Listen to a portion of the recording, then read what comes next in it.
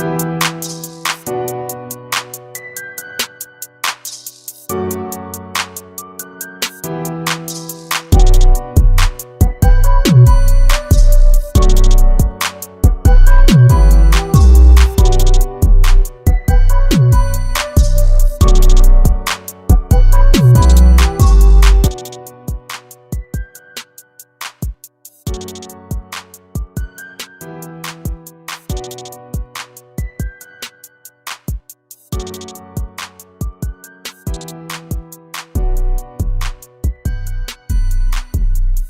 right, yo, peace, love, and law, everybody. Everybody hear me loud and clear.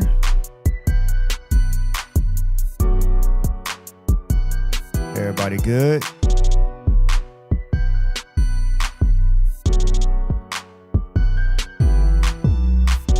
Everybody hear me clear in here? Y'all good in work sessions? Yes, sir. Yes, we are. All right, we got about a few more minutes before we get started. Welcome to In God We Trust Academy podcast and work session season 7. Always glad to have you guys as we get ready to come to a close of work season 7, man. Gonna have a few fun things to do, giveaways these next 2 days and stuff like that. Opportunities for the people. So give me about 5 more minutes. We're going to get started. I'm running a little late, but hey, it's my show, so I really ain't late.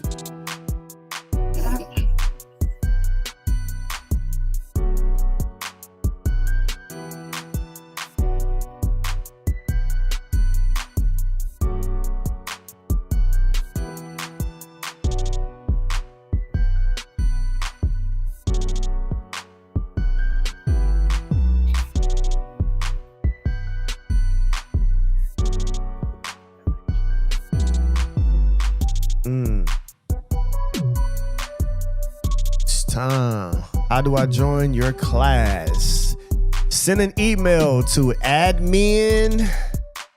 Send an email to admin@ingodwetrustacademy.org. Again, admin@ingodwetrustacademy.org. And say, I want to join work sessions. However, we are coming to an end, but you can and will be able to get into season 8. And that'll jump off in about 2 weeks after this week. What's up, Mr. Zach Humphrey? What you working on today out there, bro? Know you out there somewhere working. It's cold now. Look cool. Chill something on. Hey, this is my weather, though, man. Y'all like the cold weather? No. Man, I love it. You know why I love it? The cold weather. I like springtime weather. Like, it be cold, but let me tell you why I love it, man. Cause it ain't cold, but it's a touch of warm. This is when you get to put that shit on. Y'all just don't understand. This is when you get to put that shit on, boy. All this beautiful styles, clothes, them nice coats, and you know, I just love the fashion of it, though. You know what I'm saying? So I love it. I love it. I love this time of the year, boy.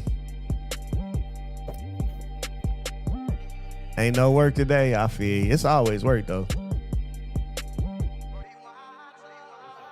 Want me to shut the door?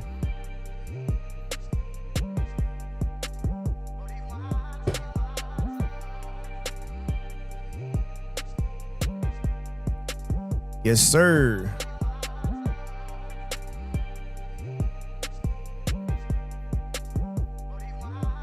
A few more minutes, family. Few more minutes. If you missed out on the paid in full class, man, I don't know what to tell you. I'm pretty sure the people in here that took the class can tell you what they missed, y'all. That's a powerful class. Oh, they missed out.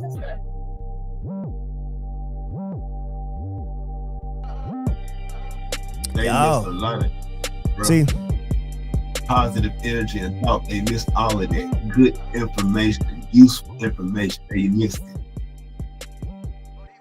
Yeah, they missed it. You know what? Well, that's their problem. But that's what happens, man. That is what happens. You're right, especially when you focused on one thing instead of the whole picture. That's what happens. Facts. Man, Ricardo, I need the Sega Dreamcast. I need it. I saved you one. It's in the box. I'm trying to wait till Christmas. Oh man. I need it, man. That's what started the evolution.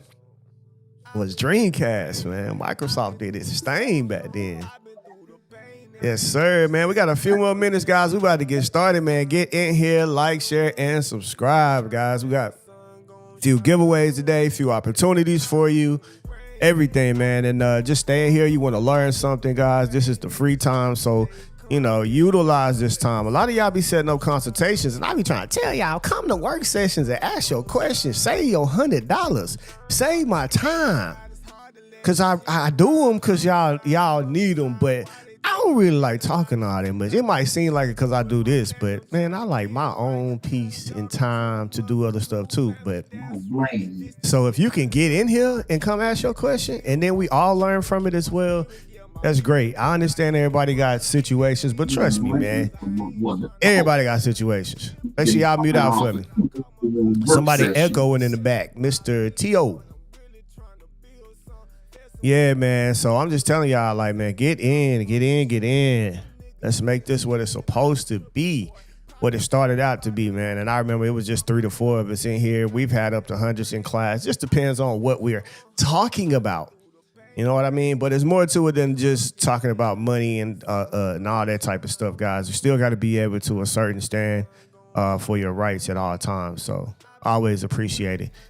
All right, before we get started, guys, let me get a few announcements right quick.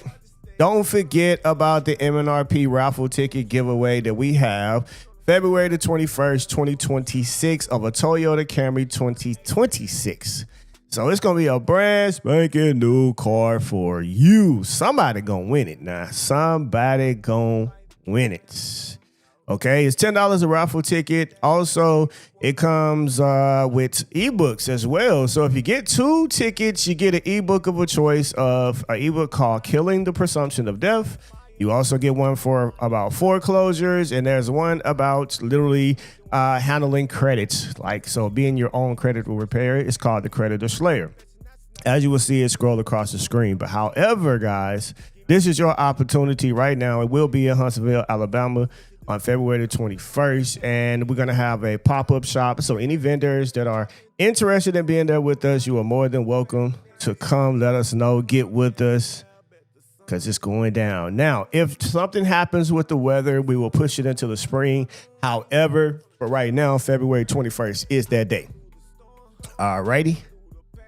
So also for everyone that is here because of the birth certificates video that you watched and all that stuff with me speaking, they took it off TikTok because they're freaking haters. But anyway, they left it on Facebook as well. So Facebook is on Facebook, right? So listen, this is what you can do. We got to sell 2 classes, right? Remedy and Rebellion and the Divine Trust pop-up class. It will show you exactly what to do and what I am saying. Okay? That is it. It's $125.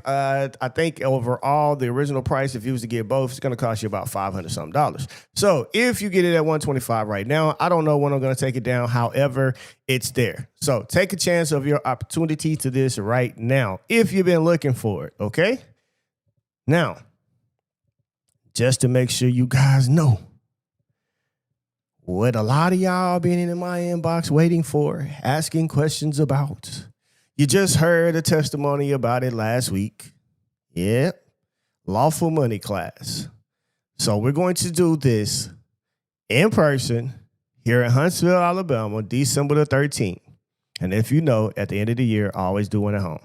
That allows the people in my area opportunities, etc., and just others in surrounding to be able to, come and have, because they say sometimes like, you don't never do something close to home. Well, here's your close to home. I do this every year. So with that being said, you can come this Lawful Money class and you're going to learn a lot. Right now, we have a early bird special, though. Okay, so instead of paying the $200, it is $150. as of right now until November the 13th. So if you want in on that, lock in, lock in, lock in.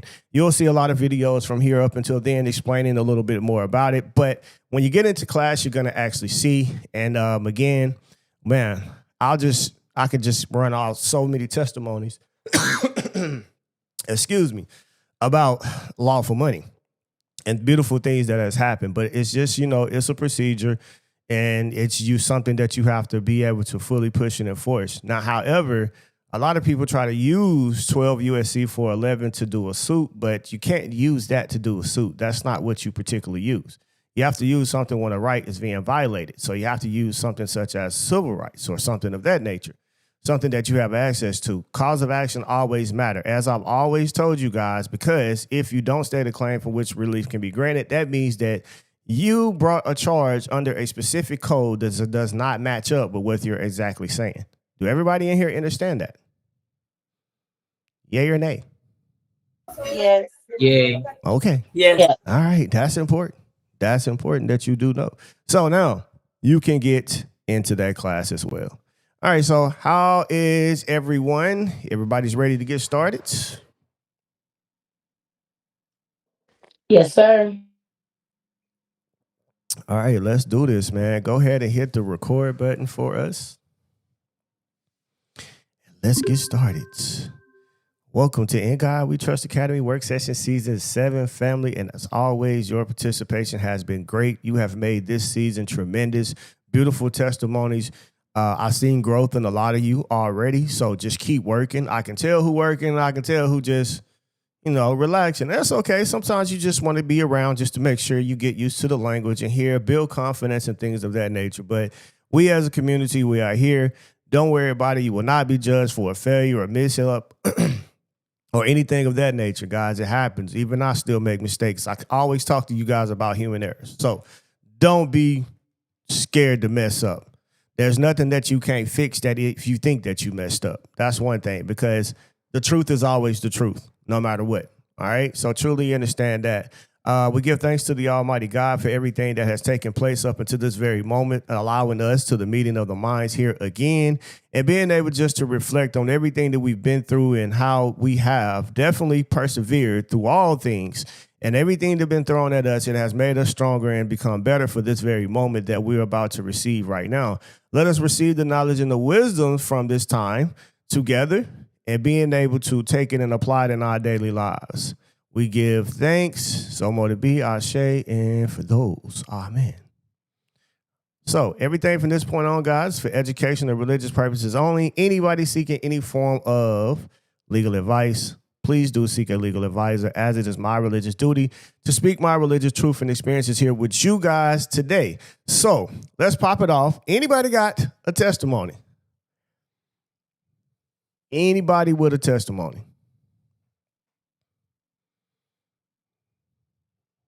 Any testimonies? So ain't nobody got no testimony. Somebody had one, but I guess they ain't showed up yet. But say they'll pop up before the day over with. All right, Jessica. Can I share some from my vault? All right, yeah, let's hear Jessica right quick. She got her hand up. Go ahead. So my mom had an eviction because she hasn't been paying rent because of mold. And I basically had sent a FOIA request because we had the city inspector come in, but the city inspector happened to know the landlord and he stated so. So I tried to get the FOIA request to send to court because I was just really trying not to get her a judgment against her for unpaid rent. Mhm. And I basically won that because then I never got the FOIA request. I never got the amount that was owed. They tried to say she owed way more because of the late fees and the court fees for taking her to court. So I basically won. She just had to move and no judgment against her, and that's what we did. That is beautiful. Congratulations. Straight up. And I want to say, remember, we didn't go to school Asserting for rights. this. So congratulations. What'd you say now? Asserting my rights, asserting my mom's rights. Absolutely. I also want to add, the day she had to be out was today. We got her all moved out over the weekend. And they were like, oh, well, you have another week. And when I talked to mom, I said, no, you don't. They're trying to get the money judgment. It was literally said on the paper to be moved out on or before the 27th. and no money judgment. So if she's not out and they give her 7 more days, they would try to get the money judgment. So I see what they were trying to do. And that was the apartment complex she lives in. So Well, that's beautiful, and I'm glad that she don't have to pay. But it also means they put your family on a condition that it literally caused and violated to them. So living under those conditions and not being up to statutory law when it comes to the codes of the state, you also got the right to sue. So now go get your money. exactly. Gonna work on that next. Absolutely, absolutely. Thank you for the gifts, guys. So that's beautiful to hear. And like I say, guys, this is what this is about, being able to apply these things and, hey, make these things happen. Just even knowing, being aware of your rights, situations. I'm going to always speak on this. We must be aware. It's tired of living, with unawareness of things, guys. Hey, are you really aware of your rights? Are you really aware of the Constitution? And then are you really aware of your city's charters and all this type of stuff? Fully be aware of those things, man. We have to take advantage of these things and stop letting these things take advantage of us. Absolutely. Because again, they have a full lawsuit, and a lot of people would just walk away and say, hey, I don't got to pay, and go on about their business. But get that money. Always know that. Make them pay. Everybody has to respect it. You know what I'm saying? Because everybody got the same opportunity to use it too. So, and we kind of grew up in the era of, I don't deal with the law in no type of way. You know what I'm saying? And that's really the most stupidest type of mindset to ever have, literally. It's best to know it yourself. And I'm not saying you have to depend on any law enforcement or et cetera, but if you know the law yourself, you can carry out it yourself. You don't need to sometimes the honest truth is you don't need an officer to make an arrest. You can do a citizen arrest. You see what I'm saying? So it's like, anything they can do, we got the same opportunity to do as people. They can build an army. You can build a militia to protect the freedom in the public as well. You got the right to bear arms. They got the license to carry. I mean, think about what we're saying here. So always keep an open mind to that as well. So I appreciate you. What's up, brother Mo Cassio? What's going on, brother? How you been doing? Pretty good, pretty good. Talk to me. That's good. Yeah, we had a brother over here had a debt collector repossess his vehicle and then sue him for $46,000. And we did what we know how to do, and basically they dismissed the car, and now they dismissed the case, and now we're just waiting for them to give the vehicle back, but they can't. So we're actually suing for damages. Facts. Suing for damages. Yeah. And they lost, and they can't get a car back. Yeah, because we questioned the note that created the debt and the accounting. They couldn't show it. Oh, yeah. They in trouble. You remember that, right? Yeah. They couldn't show it. Even the judge recused himself. There's like 3 judges. Whenever we went to the trial, the judge was like, well, he was asking the other attorney, since you guys are, default, I'm just gonna have to, let the other judge sit this case, and we will contact you guys. And they kept on doing that until I told them that there is a procedural defect here, and because they're basically not giving me due process. Right. And the next thing I know is when I try to file on the circuit court, they told me this case has been dismissed. Winner, now, chicken dinner. Exactly. But yeah, thanks to you for everything, man. Man, thanks to God, but thanks to you, bro. You put the work in. Y'all be putting the work in, man. That's what matters. Taking it and apply it. I'm just taking what you guys, what's already there, present it to you, and making sure y'all got a better understanding of it, and not being afraid to go. Because once you know, what you scared of? Nothing. Like that's really the power that it gives you. Once you know, what is it to be scared of? It's nothing. Once you knew that monster in the closet wasn't real, bro, shoot, cut them lights off. I need it pitch black in here when I go to sleep. You feel what I'm saying? Like, it's the same thing. It really is. Once you know, it's destroyed. It no longer can place fear in there in your mind ever. So again, congratulations to y'all, and thankful to the Most High for us being able to have this knowledge and wisdom and understanding and able to execute and apply. So that's beautiful, man. Beautiful, beautiful, beautiful. Anybody else, man, before we get started? 2 beautiful testimonies today. Ricardo, what's up? How you doing, man? Pretty good, pretty good. I feel good. I got court in about 3 days. It's on the 30th, and I just received a bunch of packets today. And she's trying to now like shut down. She's doing the opposition on the summary judgment that she was trying to call me on, and try to get me to do a motion to like join and dismiss it or whatever. And I was telling her no. Told her no twice, and now I just received the packet of her opposing it. But she can't. Can she oppose it even if it's been expired for so long ago? No, like, it's over. It's over. Due process right? says that you are in default. The time is over. You did a summary judgment as you were supposed to, and that's it. The judge cannot say anything different, and if the judge do, he's violating due process law. So you can enter a judicial notice. Just have you done a judicial notice yet?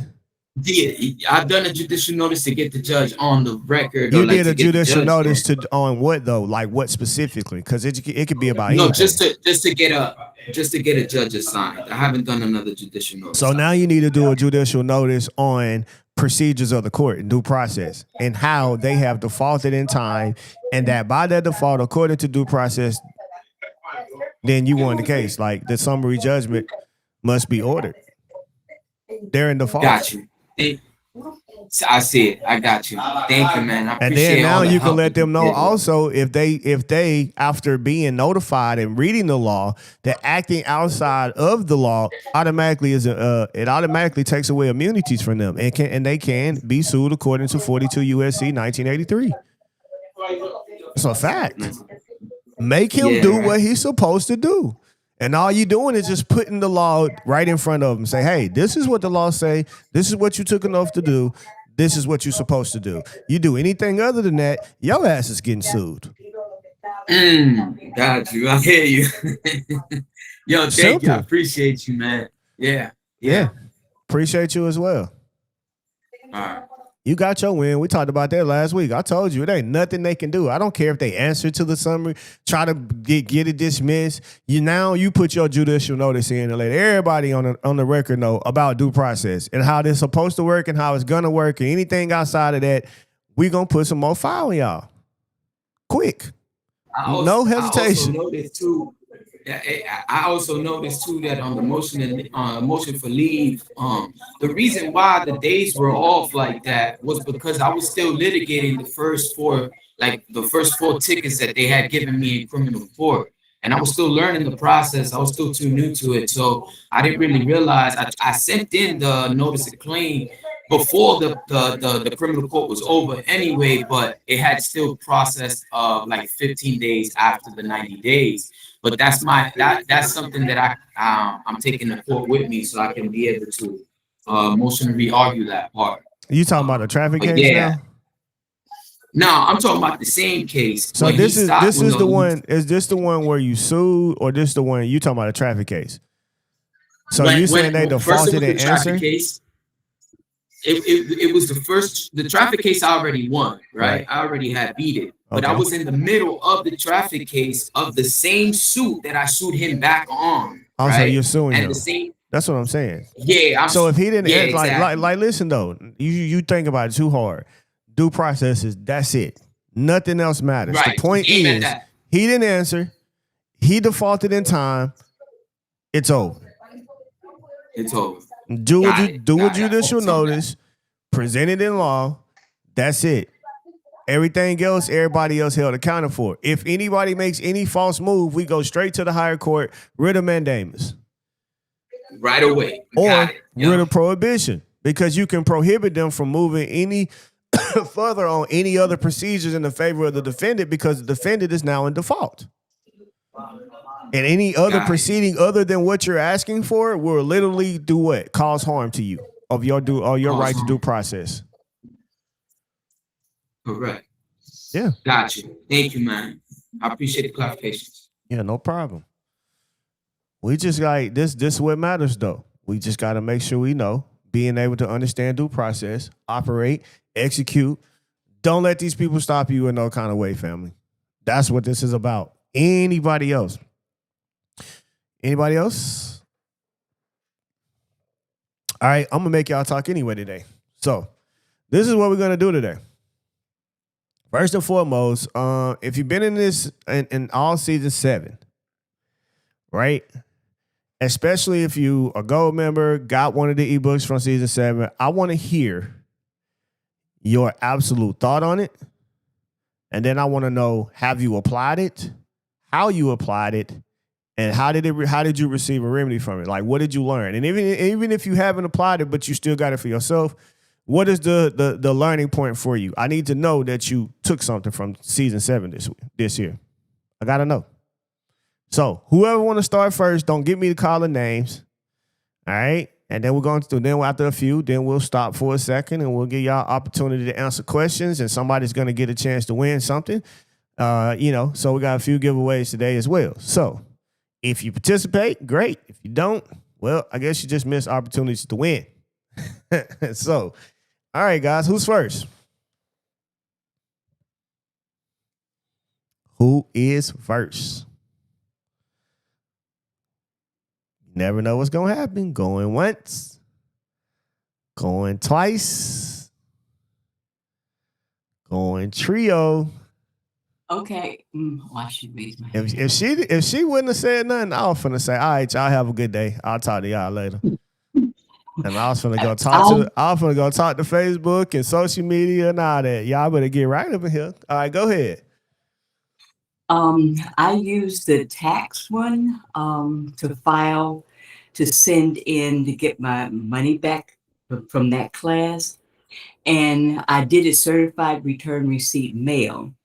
And when I got the green card back, JP Morgan Chase was stamped on it as a receiver. And I thought that was really odd. So I don't have a remedy yet, but I'm just waiting because you said send all the bank statements and everything in, and I sent the bill, the notice, and all that to them, and I sent it by certified mail. So I'm just waiting on that one. Okay, you talking about a class? We don't think we did that in season 7, but I got you though. Okay. All right. So I want to know again, guys, what's from season 7? What is it? What you got for me? We did a lot in season 7, a lot of ebooks, a lot of information. I was just going through scrolling and seeing how many we have already done already. So, Majestic, what's up? So that last one that you did, what was that? The killing of the presumption, I believe that was the one that's on there now. Right. I got that one, but I had already started the process of the certificated security because I had got that back from you. I don't know when, because I've been in with you for I think a couple seasons now, right? But I started that process, and I for me like built my foundation for my trust and stuff like that. But I just sent in the certificated security. I was able to finally put it on the record thanks to you helping me out with that last ebook. I figured out how to be able to do it in the state of Maryland because they wouldn't let me do it through probate. So I had to go to the county land record, but they was giving me a hard time running me around, telling me I had to go to the will at the will and the will place at the courthouse, the will and trust, I think that was at the courthouse. Then they telling me I had to go somewhere else. But make a long story short, with that ebook, it helped me be able to make build my solid foundation. What I feel like, to be able to have my trust together and to be able to claim my interest on the certificate of security, the birth certificate, and things like that. So that's what I got. That was the most recent for me because listen, I done got a lot of different. It's so much stuff I got from you, Eric. I don't even know where to start. That was the last one. Just for starters, to be honest with you. Because I got a few testimonies I've been given, over the Right. past couple months and stuff like that. So listen, for starters, that's the latest thing. I yield. Appreciate it. And this is what I want y'all to know. Do not look at these ebooks for the old y'all that don't got it or haven't read any of it. I promise y'all, if you look at these ebooks like they just some information pamphlets, you're wrong. It's literally a full remedy in every single one of these for what you have going on. Fully. And I'm talking about where, like, really the books. If this book, if I was really to put this in books and stuff like that, and the way I could charge up to about anywhere from $1,200 to $1,000, $1,200 to maybe $2,000-$3,000 for real. If I do a whole ebook package, and I'm talking about what the value of the information is worth. Here you have an opportunity. The book that she was just talking about, 2 tickets, $20, free ebook. That could change your mindset for sure. And being able to have, especially the foreclosure. That's what we got going on right now. So if you get 2 tickets right now, you can get the foreclosure for those of you that do say you got that situation going on. Also, the video is up on YouTube right now as well. So how to stop a foreclosure. It's up. 72 hours you guys got. Take in the information. Go look at the video. If you want the ebook from there, then, hey, get it. If not, hey, save yourself, man, because it's there. It's all there. Now, what you do with it, that's on you. All right. What's up, Ricardo? I used the behind the bond when I had told you I had gotten a ticket for a whole separate case with my dad. And I used that to be able to the judge had silenced me. I remember he muted me out of the Zoom trial, whatever it was. And once he did, I sent everything in, asking for everything, did everything that the book held me down. And ever since then, I called up maybe about a week ago to see what was happening or when do I got to appear or whatever the case is. And they said, no, it's just showing up as a regular ticket. You can just pay it. I'm not paying anything. I'm not guilty of the ticket. I'm just trying to figure out when's the trial date. Well, no, there's no trial date. So now I'm just waiting to see what's going on. But I know they received everything because I got the certified receipts for everything. And I'm pretty sure they ain't gonna mess around. I'm gonna tell you right now, it's gonna disappear. Yeah, I figured that though. No, for real. Like I ain't tripping. Like, you know what I'm saying? A lot of people be expecting certain like remedies to happen. Like, I promise y'all, I don't like my case here. I'm telling y'all, what I had in December, it's gone. I've said there and stuff. We don't have any information of this case that you're speaking about. I sent them a copy of what they sent me, telling me what court date to come in. We don't have information about this case. Like, what? So I just didn't appear that day. Nothing. You know what I'm saying? So I'm telling you, it will happen, guys. It will disappear for you. You know what I'm saying? And they'll hold, or they won't even bring it, and they'll let it reach its statute of limitations on it and dismiss the case too. See, I didn't see that happen. Got you. Don't wait. Mm-hmm. And see, a lot of y'all like, oh yeah, such and such. They just forgot. No, they don't forget money. Y'all do understand that. They don't forget an opportunity to make you pay some money or put your ass in jail. They don't forget that. It's not something they do. But what they will do is sit back and chill. Right? Mm-hmm. So, with that being said, you know, hey, congratulations on that. I know you're gonna win a whole lot more because you've done a lot. What about this though? I know I said season 7, but tell us how your situation has been going since you have started your what's the class that you did where you did it your private banking with your clients and you got them signed up. Yeah, how that's been going for you here still? The ledger, I think it was a ledger class, if I'm not mistaken, the hidden ledger class, right? Well, no, hidden ledgers are different. I'm talking about the private banking.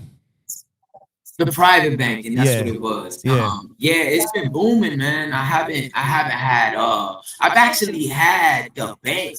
Now I got like 200 something odd members, right? Right. Everybody that buys obviously becomes one. And I had the bank hit me up I think 2 weeks ago.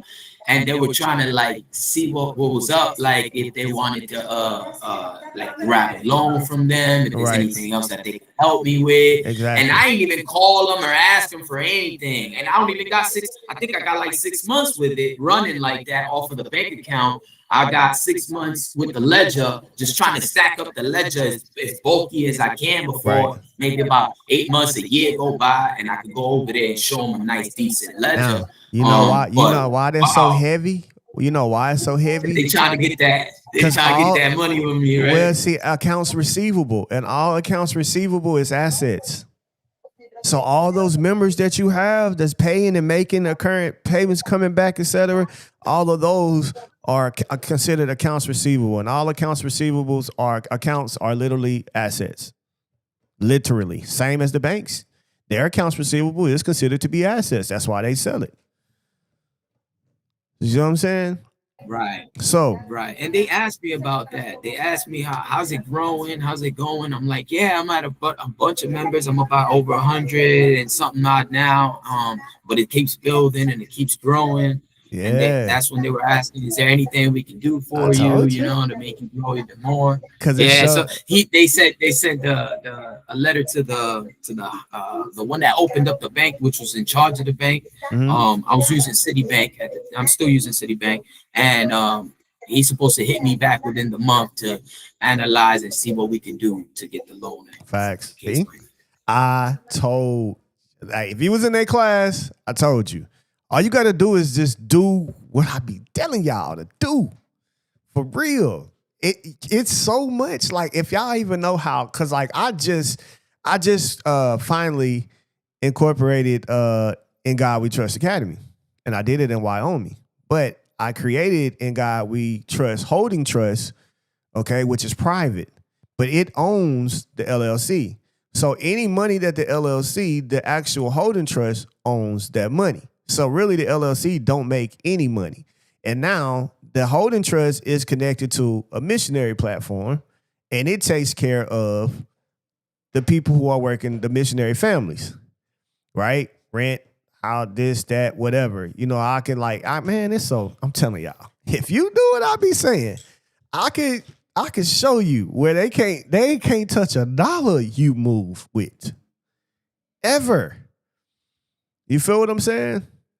So In God We Trust Academy is connected to MNRP in such a way because it's a part of an extension of the continuum of the missionary work of our people. Which is to, you know, educate of your rights. That's it. You know, that's part of the work, and expanding wealth, things and stuff like that as well. So man, just hearing what you said you've done, I know what that does. You got 200 something different accounts receivable as assets for you that are also occurring payments, because it can be the same people. And if you got that along with and when the bank sees that, they're ready to give you some money. What you want to do? How can we help you grow? You want a building? What you got? You know what I'm saying? They want to help you. They want to get involved quick. And I keep telling y'all, for those of y'all that do hair, cut hair, barbers, y'all need to be doing the same thing. I've been said this. You really, like, you're going to make more money doing it this way than you can ever cut that many heads. Then you can set up programs. I wish my brother was on here, Brother Robert. If he was on here, I'll let him tell you about how he has his stuff. He's got a barbershop academy, etc. So it's just ways that you can do. And then you can start educating, teaching, stuff like that as well. And continuing to make money and being funded, receiving grants to help others in their profession as well. So it's so much y'all can do, but you gotta start putting your mind to it. You do not have to go out here and just break your bones forever. Yes, he's doing still somewhat of physical labor, but he's about to be getting offered more money than he probably can do with his own physical labor for other opportunities that he wants to do. So yeah, man, I'm proud of you with that. I just wanted to check in on that because I know, you know, you was telling us all through season 6 and stuff like that, what was going on. And, you know, cause that's when we did the class, but just to hear that to still going on with you, man, I'm proud of you. Keep going for sure.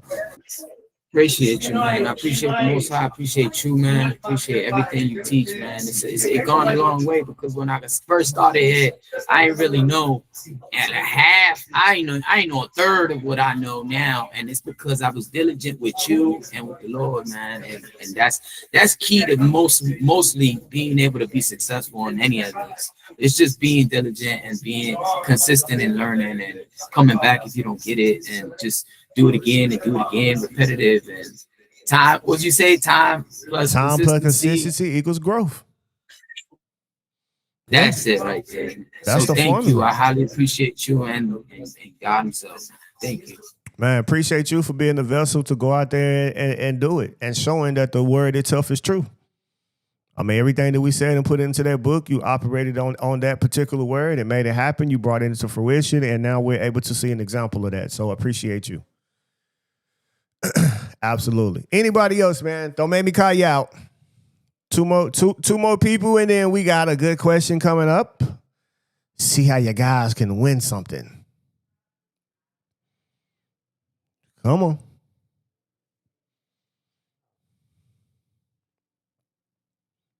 All right, let me call somebody out. Matter of fact, you want to pick somebody? You got something else to say, Majestic? You got it. I'll let you go ahead and finish something else. Okay, so was the foreclosure class and that credit class in season 7? The foreclosure class, I haven't done that, and I did a podcast on that, so that's why it's there. And I also did an ebook for it. And then you said the credit class with the creditor slayer. I also did a podcast on it. I don't think that we did it in season 7 either, but it's always been available though. But it was something. Well, because both of them, I learned a lot from that. The credit, look, my credit booming. I got other people credit booming. I just got somebody credit up to like 630. All thanks to the stuff I learned from them ebooks. And my sister she didn't have a foreclosure, so I had to tweak it a little bit because she wasn't in foreclosure, right? Right. But I was able to get them to pretty much she don't have to pay her mortgage no more. Let's just say that, because once I got to send and asking for the accountant and showing them the stuff that we had found in there, that they paid 4 quarters, $1 consideration was their consideration or something like that. Yeah, that's along with a couple of documents that had proved that she had already paid for the house from the beginning. And listen, got all that. So yeah, it was a couple. I thought it was that was classes, freaking but brilliant. What you just said was so freak. Did y'all catch that? Man, she just blazed that. Man, I don't even think y'all caught what she said. That's definitely that's heat. Man, I didn't. I mean, I'm glad you so said much it. from y'all. Man, I'm glad you said heard that. it.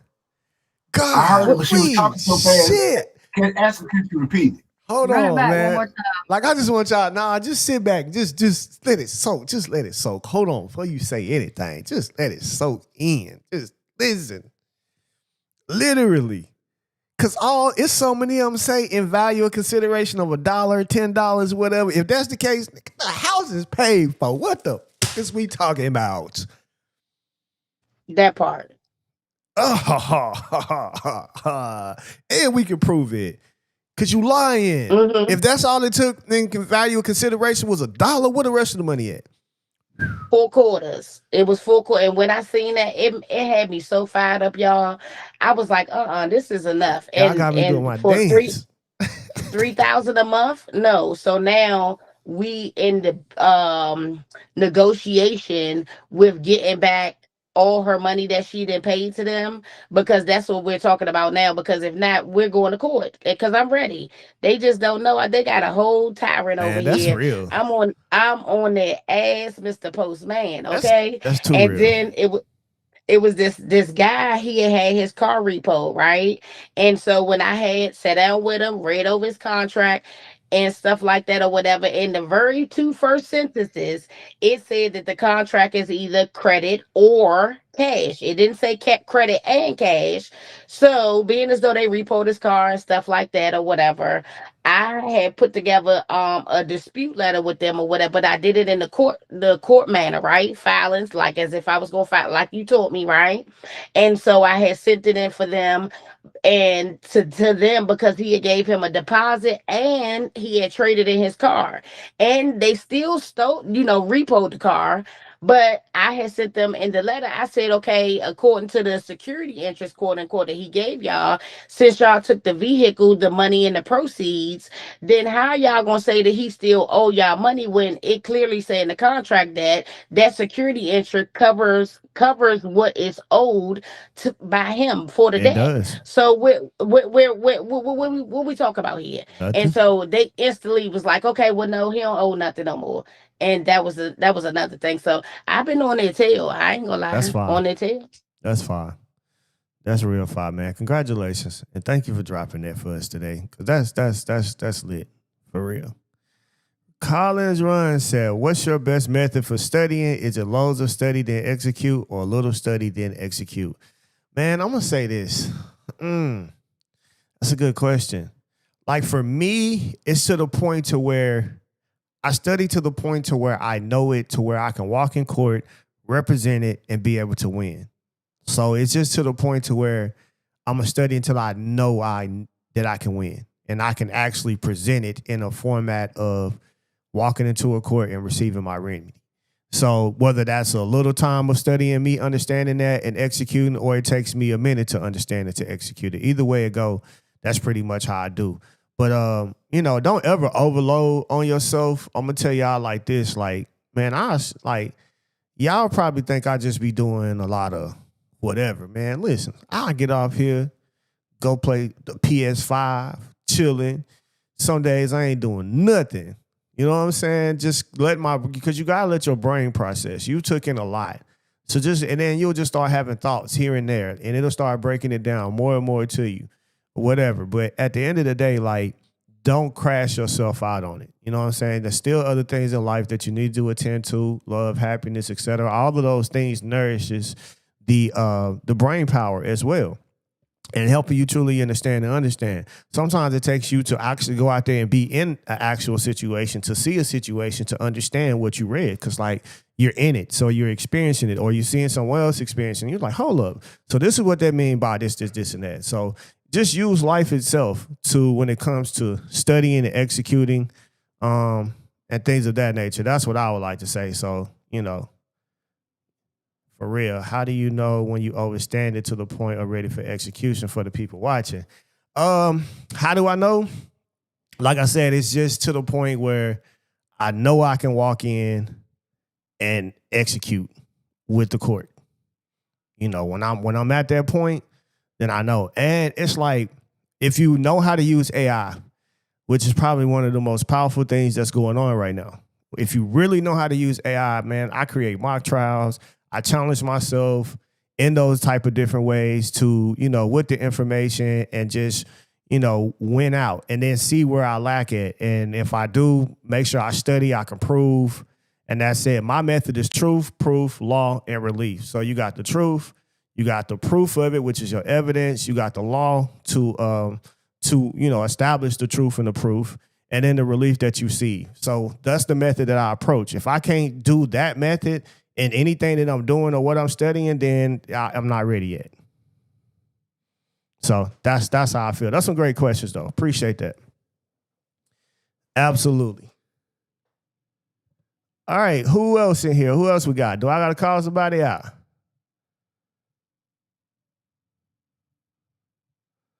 All right, so Let me call somebody. Go ahead, call somebody. Jamila. Oh, you was waiting to call her out. Jamila.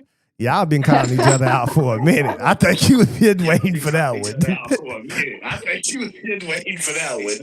Go ahead, Jamila. She got a nice picture up there like I do. Oh, well, thank you. Can y'all hear me? Loud and clear.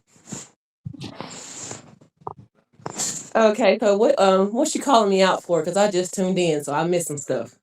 All right, so you've been around season 7. So the question is this.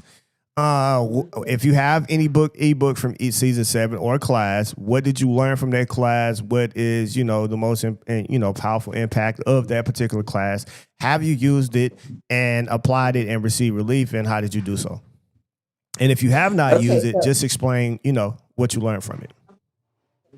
What I learned is my favorite one was the trust document, getting that set up. That completely blew my mind. I didn't know anything about trust, and I'm 41 years old. So reading that and getting that stuff established is great. So far I have done the, certificate of trust, moving my assets to the trust. I haven't done the bank account part yet because I still don't understand that. So I'm reading, further about that. The next one would be the credit slayer. I have sent in letters to get things removed off my credit, and they sent letters back saying that it is valid. So I'm in the process of sending my second round out, asking how did you validate those findings? So those two are my favorite. So All I right. thank you for everything that you've done. Oh, Absolutely. and I'm also still working on the Repevlin. I'm getting a bunch of pushback on that. So I'm still listening in here and applying what I'm learning with the Repevlin. Absolutely. I got I think I might have a Republican book I can send to you. So I have to check and see. All right. Maybe I do, maybe I don't. I can't remember if I do, but I think I might. It's been years since I looked at it.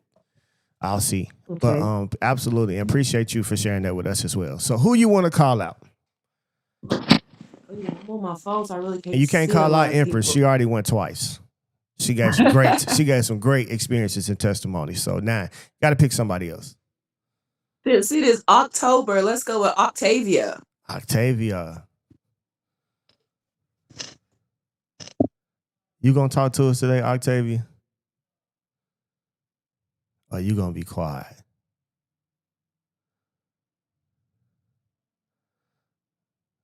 All righty then.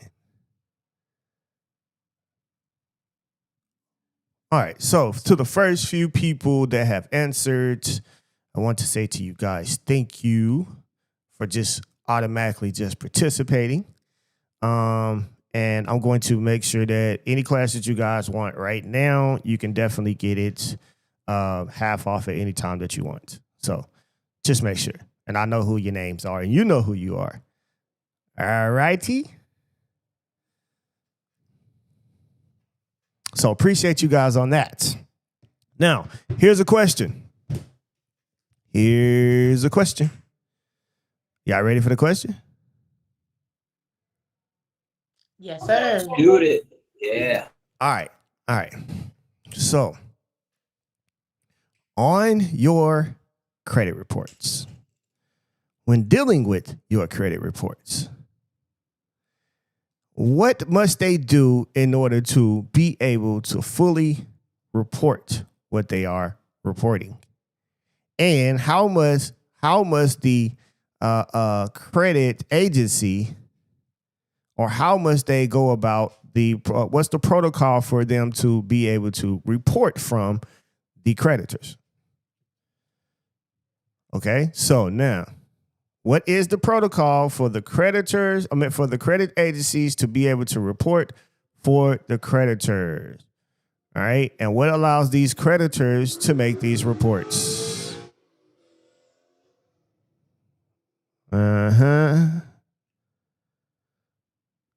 Going once. Ja, you up? What's up? I say they had to do an investigation first. Okay, and keep going. What the other question? I guess they'd also have to determine a method of investigation, but I may be wrong. All righty. Anybody else? Come on, anybody else? Oh, would they have to have verification? Wouldn't they have to have verification of that debt, like the debt instruments? Okay, yeah, I'm listening. But it's what does the law actually say? Come on. Somebody said Isn't consent. that everything have to be accurate? We're getting better. We're definitely hot now. We flaming. We getting there. Put me in the fire. Full verification. Maximum accuracy. There you What go. about this? Thank you. Maximum accuracy is what they must have.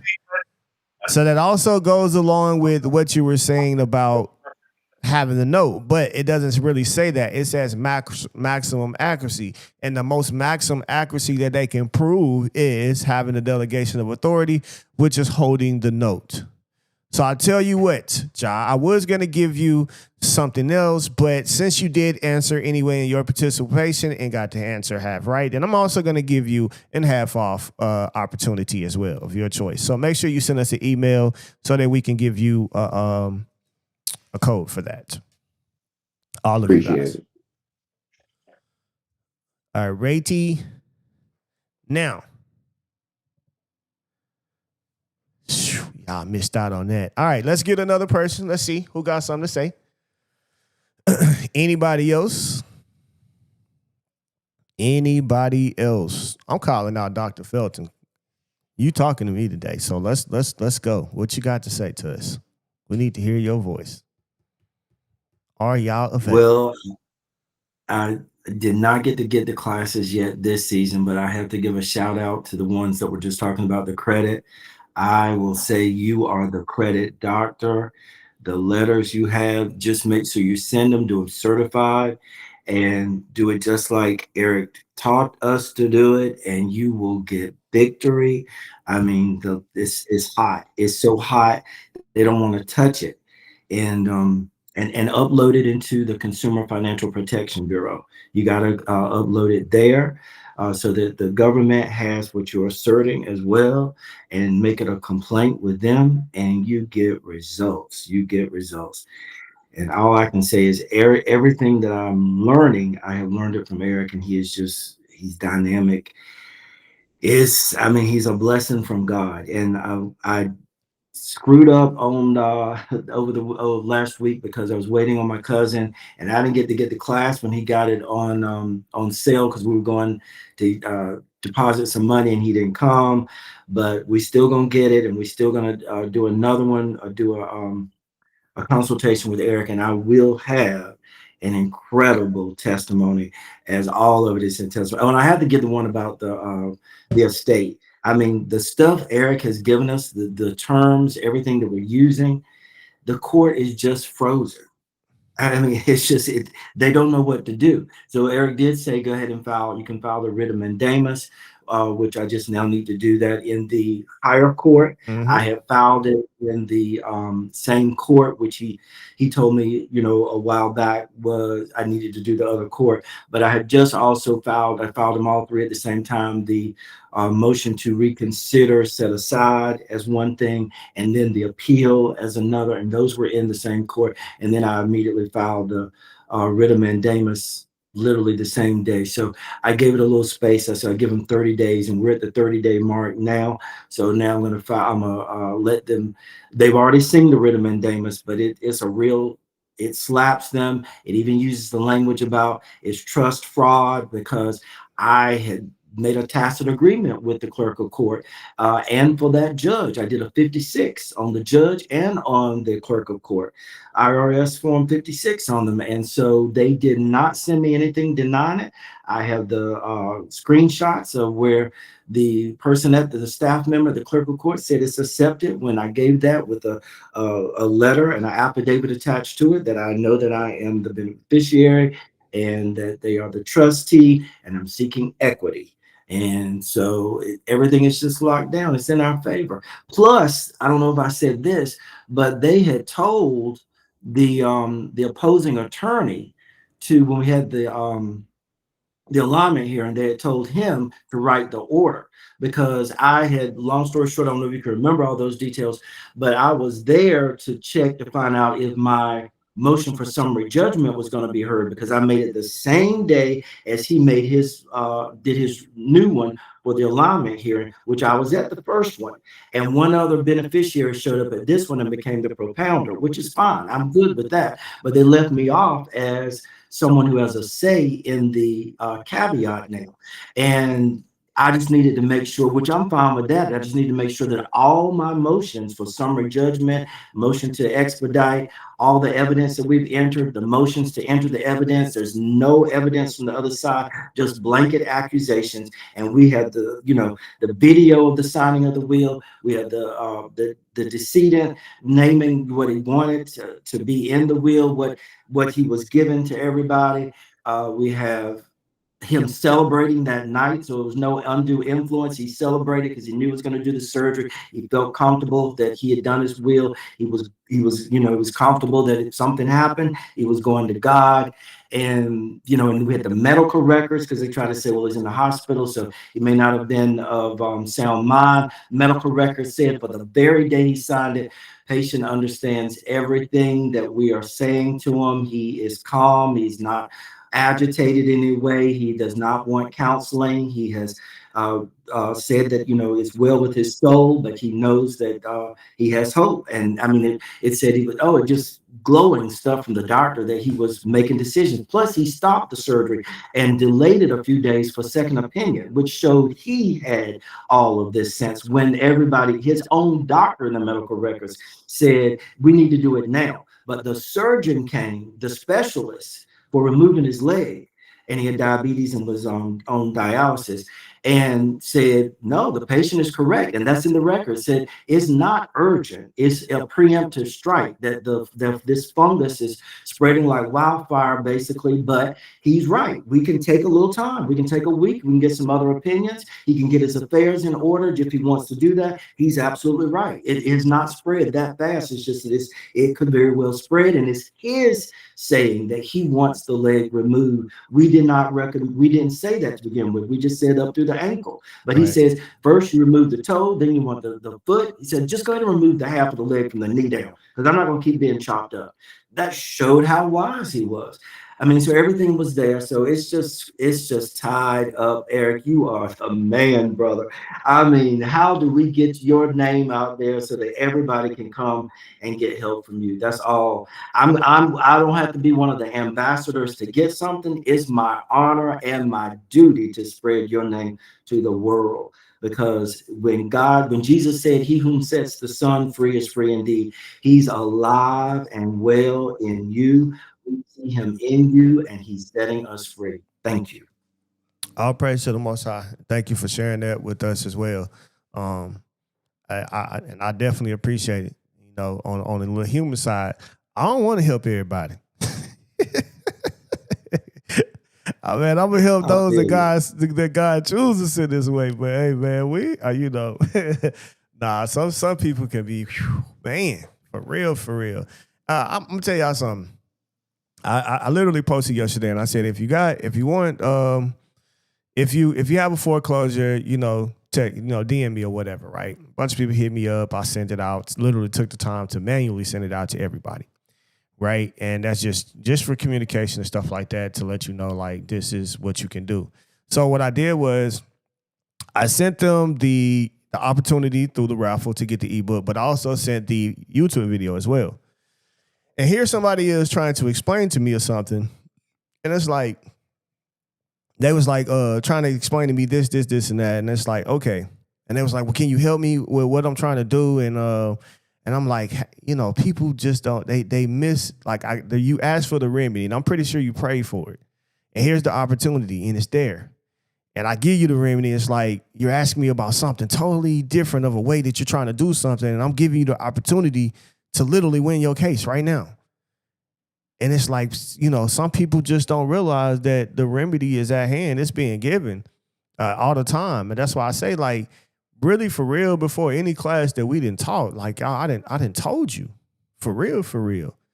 Other than you want some special attention to see it in writing, to see it in word, because some people just learn like that. They have to see step for step, ABC, 1, 2, 3, da, da, da, da, da.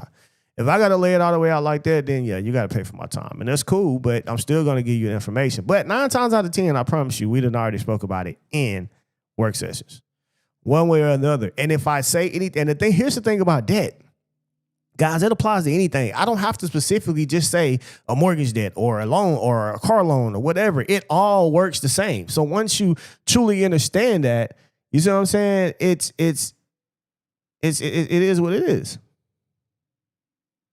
You see what I'm saying? So that's the reason why I'm telling you right now. It's just one of those things. So you got to be able to operate, guys, know, exercise, win, recognize when the remedy is in front of you, be around us. If you see work sessions going on, take it, listen as much as possible as you can, and hey, operate. Because you're going to hear those who actually put in the work, they're going to be doing it. They're going to make it. They're going to make it happen. You see what I'm saying? So that's just real. All right. What's up? So y'all ready for the next person? Who got us? Do I got to call somebody out?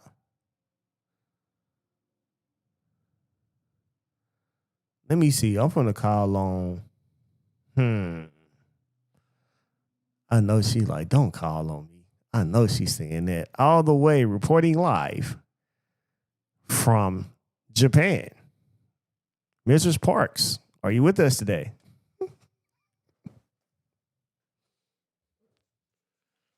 I knew you was gonna call on me. Yeah. How you doing today? Um, You went out. We couldn't hear you. I said I knew you were gonna call on me. I'm here, but barely. Nah, you more than barely here. You here. So what has been your experiences for this season 7, and is there a specific favorite class or ebook or anything that you have been using to experience receiving remedy or anything of that nature? Would you like to share that with us today? Could I please let you in? Well, Go ahead.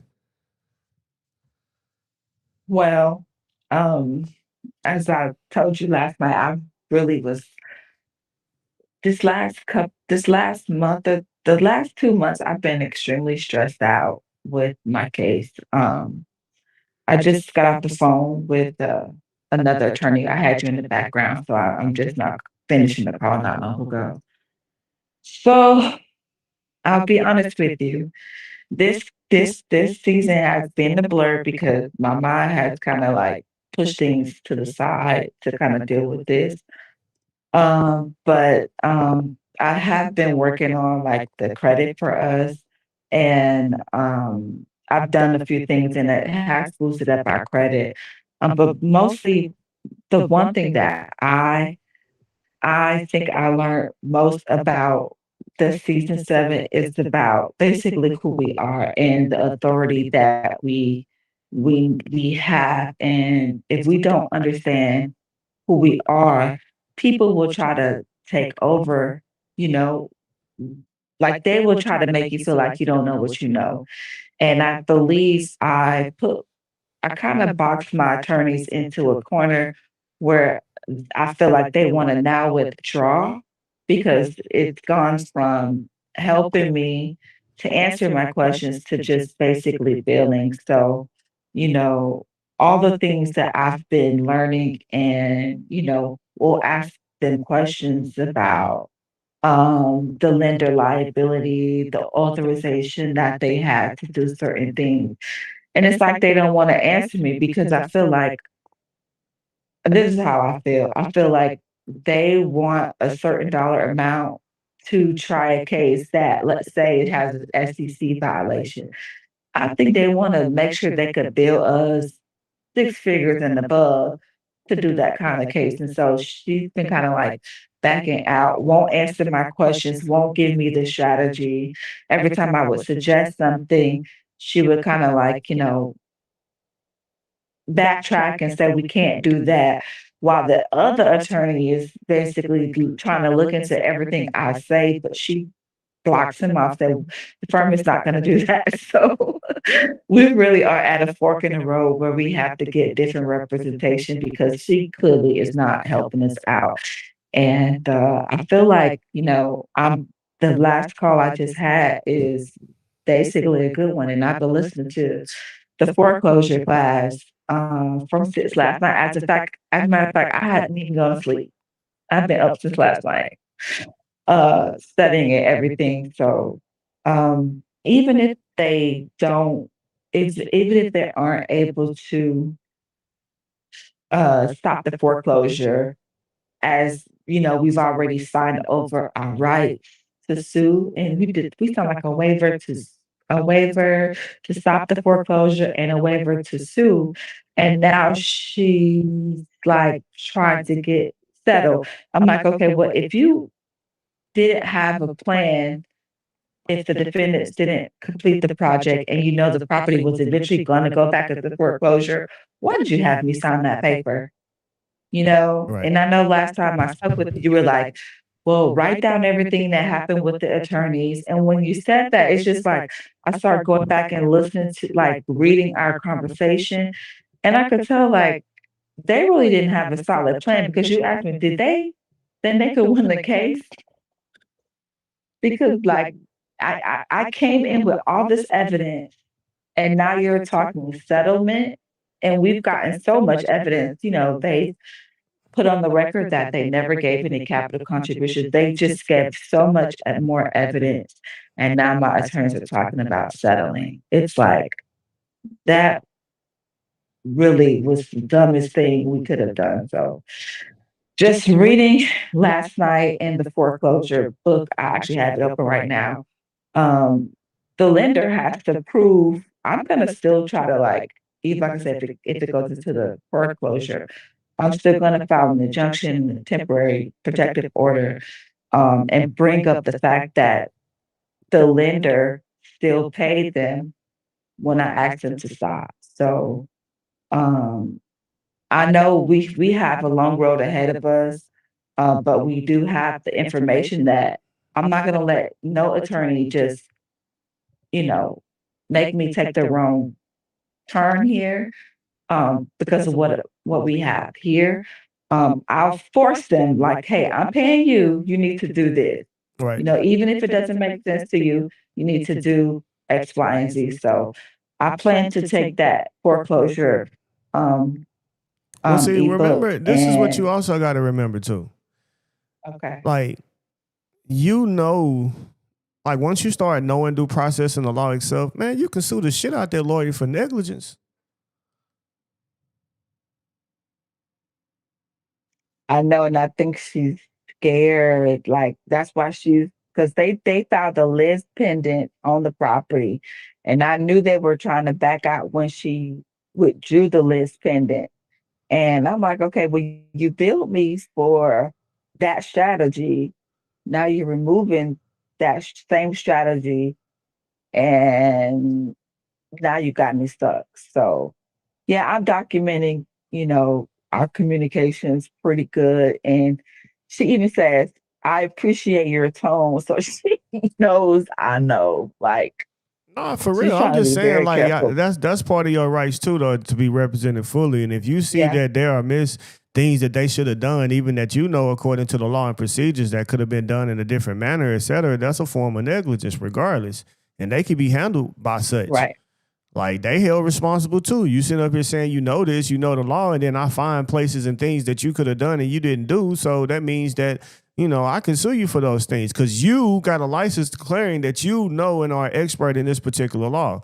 You did and acted on behalf and gave formal legal advice. So if it doesn't say in the contracts and certain things where you waive the right or something, yeah, you can sue the shit out of him or her, whoever. But get this, get this. She used to work for the SEC.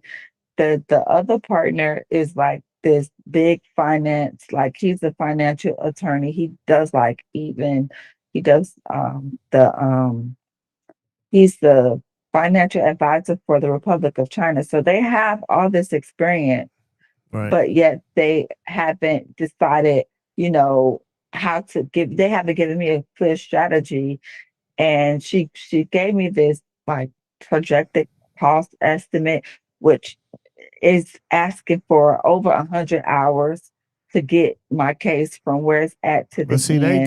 can And long span it like by doing stuff like that to make sure they exactly. get a payment. I know. But see, like even I know. even when you look at stuff like that, like this, and this is why sometimes it's just best to handle stuff yourself because one, that reason Yep, right it there, is. but two is just like, you know what I'm saying? Like if you would have done it yourself, this could have been gone a long time ago. And dealing with it with yourself, it removes them because they could be dealing with a lot of different cases. So sometimes these lawyers can spread themselves thin and never really take a look and pay attention to your case. Sometimes they miss the stamp because they got their plate loaded and they just trying to be the best firm to get a lot of clients. So it ain't always about dealing with lawyers in those cases either because, again, they just care about the money. And whoever paying them the most is probably going to get the most attention on the case that they're dealing with. So that's one thing, too, to know. So, but, yeah, I thank you and appreciate you sharing that. Yeah, and like I said, she worked for the SEC, and so when I asked her about the SEC, get this how she answered me. First, she was like, "Oh, that's something we hadn't contemplated." But then all the advertisements, we use all of our this amount of years of experience in this field and that field to give our clients the best strategy. Okay, well, where's my best strategy? So you Yeah, said they you don't didn't do it. contemplate it. Then you said, oh, it'll cost, it'll be pricey to look down that road. I'm like, okay. Then I asked her again. So she answered me, oh, I don't feel comfortable answering that question. She was trying to get me to like incite me to argue with her. And I realized what she was doing. And I just toned back a little bit because I did take that 8 days in Hawaii to relax and, seek God and ask for clarity. And so when I asked her, I said, what you mean you don't feel comfortable? She said, well, I haven't worked for the SEC for so many years. And then she basically rushed off the phone. And I'm like, okay, well, my husband had to go. She's like, well, you guys could call me all week. But she just refuses to answer the question. Every chance she gets to answer the question Ain't no about more the asking SEC, she questions. dodges it. Ain't no more asking questions. We ain't asking questions. We're making Yeah. claims, and we're gonna hold you accountable for what you do. So, like I say, instead of trying to Yeah. ask them questions or whatever, and you feel like they are negligent in their situation, or you lose, you don't get the remedy that you want based on what you know you could have happened and been proved. Again, if you want to, and if you want to, you can just fire them. You don't have to deal with that situation, or deal with them later. But totally up to you on that. And again, thank you for sharing with us. Absolutely, absolutely. Now, I'll let you know how this goes. We crossed our fingers that this next attorney will be, and the only reason we have an attorney is because it's in my company name, and my husband is the guarantor, not me. If I was the guarantor, then I would be doing this by myself. But Right, we are where understood. we are, and yeah, we're gonna get through it though. All And righty. thank you so much Thank for all you. you do. Thank you. Mhm. All right, we got let's see who we got. We got Miss Do. Is that Miss Duwell? Yeah. It's from TikTok. What's up? Can you hear us? See if you start talking. Because I can't hear you.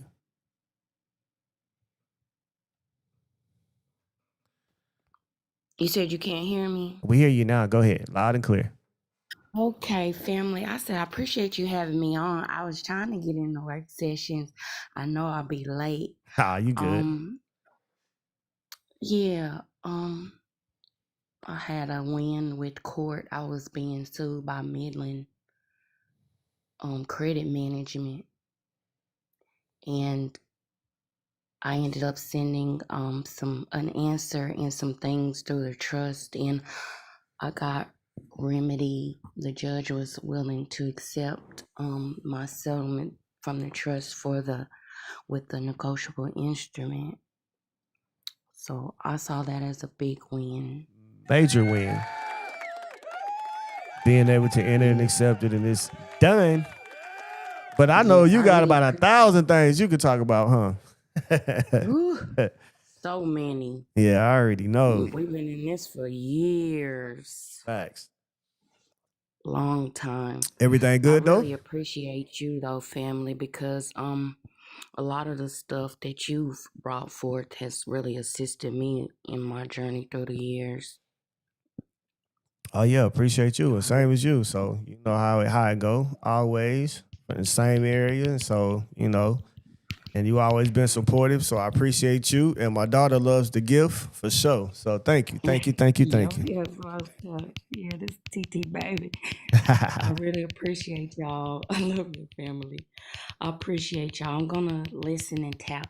All right, thank you. All right, so again, man, just a lot of testimonies and things like that, man, from things of being in the work sessions, classes, and learning and taking what you know as well and applying those things. What do you do when they refuse to adjudicate the case at all? What do you mean refuse? Are you already in the case and they're just not starting to make a judgment on it? Or are you saying they just won't take your case? Because if they don't take your case, that means that you're not doing something according to court procedures that would allow you to make that case. So that's one of the things. All right. Okay, guys, we got another question. Everybody ready for the question? Let's do it. All right. Okay. So I want you to tell me that I'm going to give you a scenario. You are traveling down the road and you turn left when let's say you don't really stop at the stop sign. So you didn't stop. You did like a little yield, you kept going, etc. Right? And you get pulled over and they come up and they say license and registration. And let's say that they smelled something in your car, which they considered to be marijuana. And since that was the case, they also exceeded to call the K9. And then they take the K9 and they ask you to get out the car. You get out the car and they literally search and sniff your car, etc. Right? Find nothing. Continues to give you a ticket, send you on your way. How do you handle that situation? And whoever gets this answer right got a great prize for you. False arrest. So you got to tell me how you going to handle it. I know you got to tell me the full procedure. I want to know what you're going to do. So anybody want to make an answer to that? Raise your hand and we're going to get you called. Because that's one thing we've been talking about. We got Miss Kimberly Ford. What's up? Hey, Eric, I'm not going to answer that question because I know the answer to it, but that's not why I had my hand raised. I had my hand raised to give you testimony, but I'm not going to answer that question. I know the answer to it, but I'm going to let somebody else. Hold on for your testimony then. After we get the answer, I'm going to let you tell your testimony. All right. I know you know the answer. Anybody ready know the answer? Come on. Dr. Felton, what's up? All right. So that was an unlawful search. So what I would do is file a motion against them for an unlawful search and then go ahead and do discovery. I want to see the search warrant that allowed you to come and do that, your evidence that showed that you had probable cause. Even if they say, well, we thought we saw something. Well, let's see that video camera. So discovery, let's see it all. You told us that. And you told us all that. And then, yeah, that's what I would do. I would then do a counter suit, do a suit, make it a suit, a lawsuit on them because they have done something acting outside of their scope of duty. They're doing what they want to do. I forget what you call that, but they're not doing what they're supposed to be doing. So they violated my due process in what they did. All righty. Okay. Like the sound of that. All right. Anybody else? Anybody else? Come on. You can ask them for what was the lawful, what was the reason for them stopping you? So they have to have a clear, articulable reason for stopping you. So it can't be just because they smelled something. So they have to clearly point out what the reason was. What was the crime that they suspected you of before stopping you? So all right, just a little addition to that. Mr. Brent Robert, what's up? Hey, Eric, I would say, and she's right. So you want to ask for the RAS, which is the reasonable articulable suspicion. You also want them to state a single articulable fact. They need to produce a probable cause affidavit that's signed by a sitting judge, wetted signature, and a raised seal by the court for a search warrant to be valid. And then anything else, like you said, you would want to stipulate that you're complying under protest so that you can pursue, legal recourse if you have to in a court setting. All righty. Thank you. L. Moore. I got a kind of quick question We need about an it. answer. We need an answer to this question. It's an answer and a question. All right, I let's was gonna go. during the traffic stop though. Could you respectfully reserve your right not to consent to contract with them, See, y'all and gotta then request? y'all gotta understand they already gave you a ticket and sent you on your way. What you gonna do? Okay, I got you. I would probably maybe right accept it and send the ticket back and within I guess like I think it's like what within 48 hours or 72 hours or something like that you send it back to them, accept it and I guess endorse it. uh um Dang, I forgot how to endorse it. I can't think of the terms I want to use right now, but can you actually uh like endorse it and have them redeem it in lawful money? Hey, this on you. What you want to do? I ain't I telling mean, you. This how you gonna handle it. I'm just want to see what y'all gonna say. that's what I probably would handle it.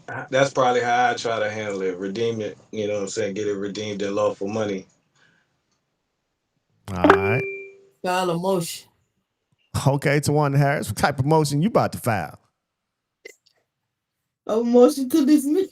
A motion to dismiss. What we dismissing and why? What's up? Because they didn't have probable cause to search the vehicle. Okay, what else we got? Let's see. But that's what came to mind right off. Okay. Man.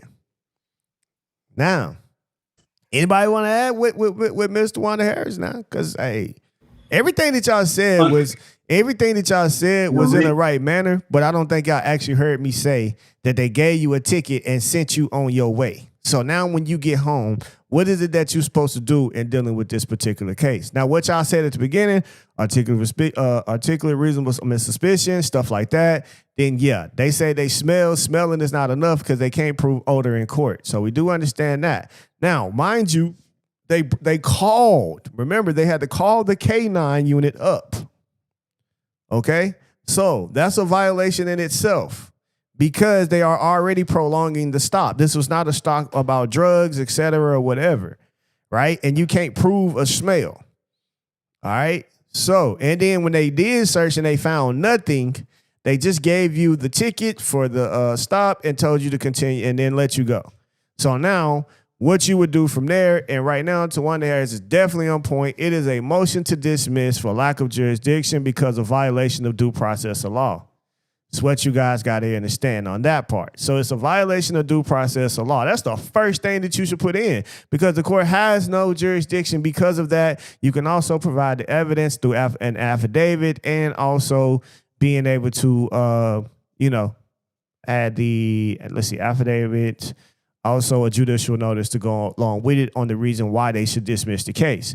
Now, if they don't agree to dismiss the case for that, then you go into the motion of discovery, as was stated earlier, etc. So with that being said, everybody that answered that particular thing, I want you guys to send an email right now, not later, but now, that just answered that particular question, and I'm going to give you 25% off on your next purchase. All right? So make sure you send 25%. Y'all got that?